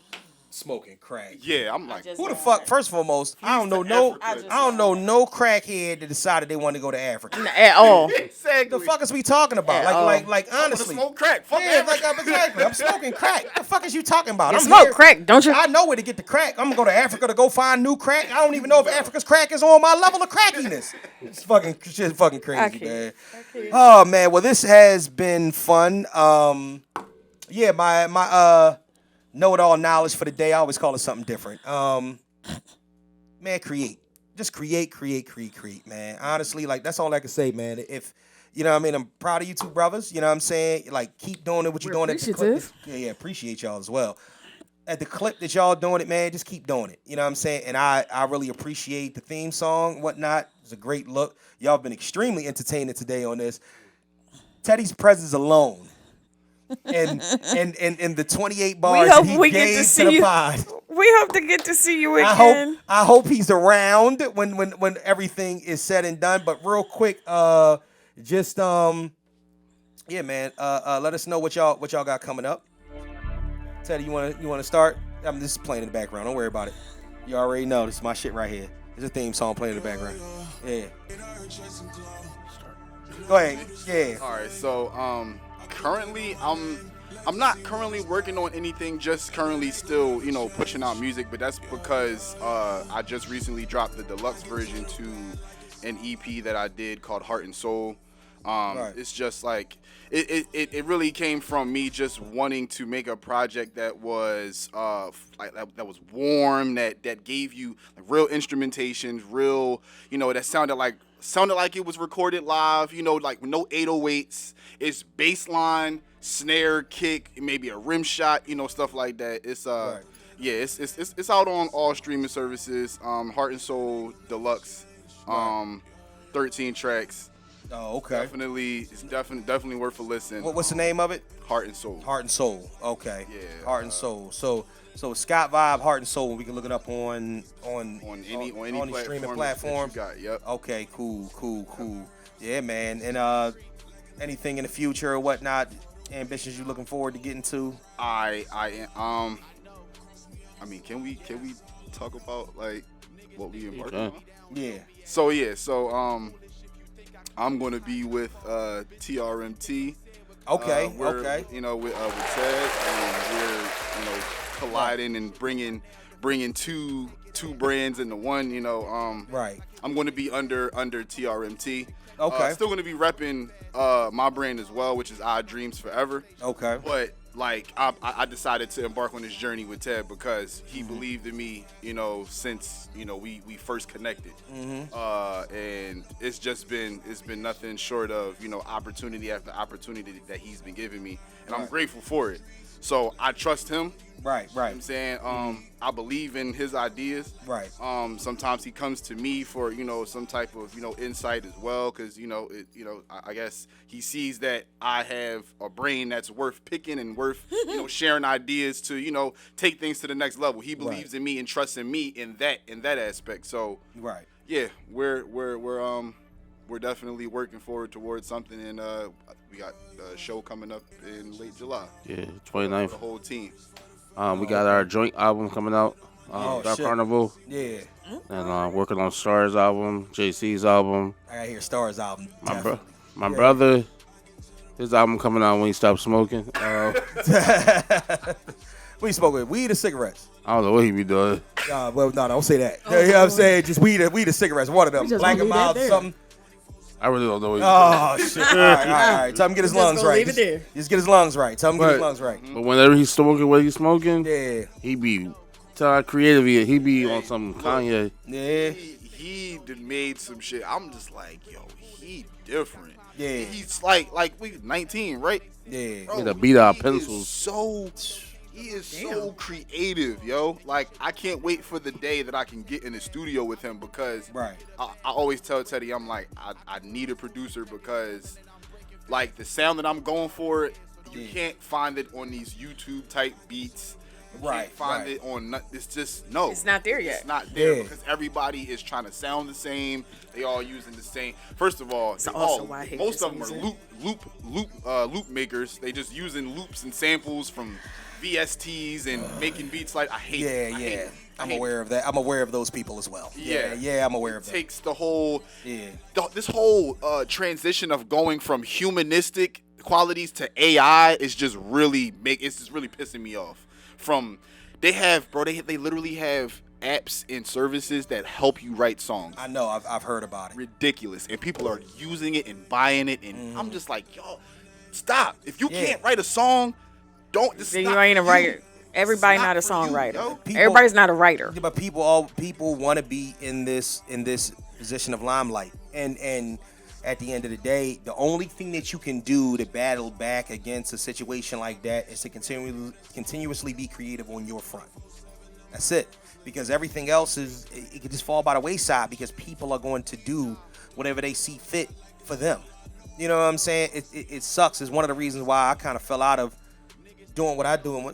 You know how long it takes to fucking write a song that I want to sound right? And you niggas are sitting in here writing the bullshit and it's going to the moon. It's like, nigga, you didn't even say anything on that record. You know what I'm saying? Like it's not even to cut it like Lil Uzi Vert. The fuck? Right. I just want to rap. You know what I'm saying? Like, but they call that hip hop, and my thing is like, to me, that's not hip hop. No. You know what I mean? But it's not to hate on that, to say that that's what it is, because maybe it's an attention span thing. Maybe it's the way that things have changed. I just know for me, I put too much work and heart and soul into what I was doing for me to feel like that what I'm doing is being negated. So like I said, you guys, the plateau and the platform that y'all on and what y'all trying to do, just continuously do it. You know what I'm saying? Continuously do it in the way that you want to do it, because all in all, it's got to work. You know what I'm saying? And then find your own level of success in the which that you feel that's comfortable. You know what I mean? Don't strive for nobody else shit. Strive for where you need to be at. Shit, I need to learn that as well. But I always, you know what I mean? I'm like, listen, I know. Shut up. But it's the toughest thing in the world is because you still pay attention. But at the end of the day, man, find your comfortability in yourself, and before you know it, you'll be where you want to be. You'll be where you want to be. As long as you're working towards it, then you're. And you'll be there before you even notice it. Yeah. Yes. You'll be there. You're like, holy shit. Yeah, I mean, this is taking on a life of its own. Got anything you want to cap off with? You know Sonny Black. Yeah, of course I know Sonny Black. I need you to help me push him into trying to get him to come out of retirement and do a verse for me. Sonny rapping. Sonny coming out with a. I tell you what, if you can get Sonny, I'll talk to him. If we can get Sonny to come out, I'll give you 16. Yeah, both of y'all did. I'm about to say you ain't never heard none of my rap shit. Nah. Should we get Steve on there too? Shit, hold up. God damn it, since we on the motherfucking podcast and we closing out or whatnot. Hey, guess what? Let me close out real quick, and then I can spin it for you, and then I can decide if I want to keep it or leave it. Get with us on IG at Mr. Know-It-All. Mr. Know-It-All pod, the Facebook fan page, the Mr. Know-It-All podcast fan page, Mr. Know-It-All podcast on TikTok, and please. And on Instagram. I said IG. I didn't hear you. And please send us all your fuckery, duckery, and schmuckery over to the Gmail account. Keep it clean. At MrKnowItAllPod@gmail.com. That's MrKnowItAllPod@gmail.com. But before I spin this real quick and whatnot, on behalf of our two guests, Teddy B, Scott Vibe, as always, my co-host Kellie Q, I'm Mr. Know-It-All. And just remember this. Muffins spelled backwards is sniff 'em.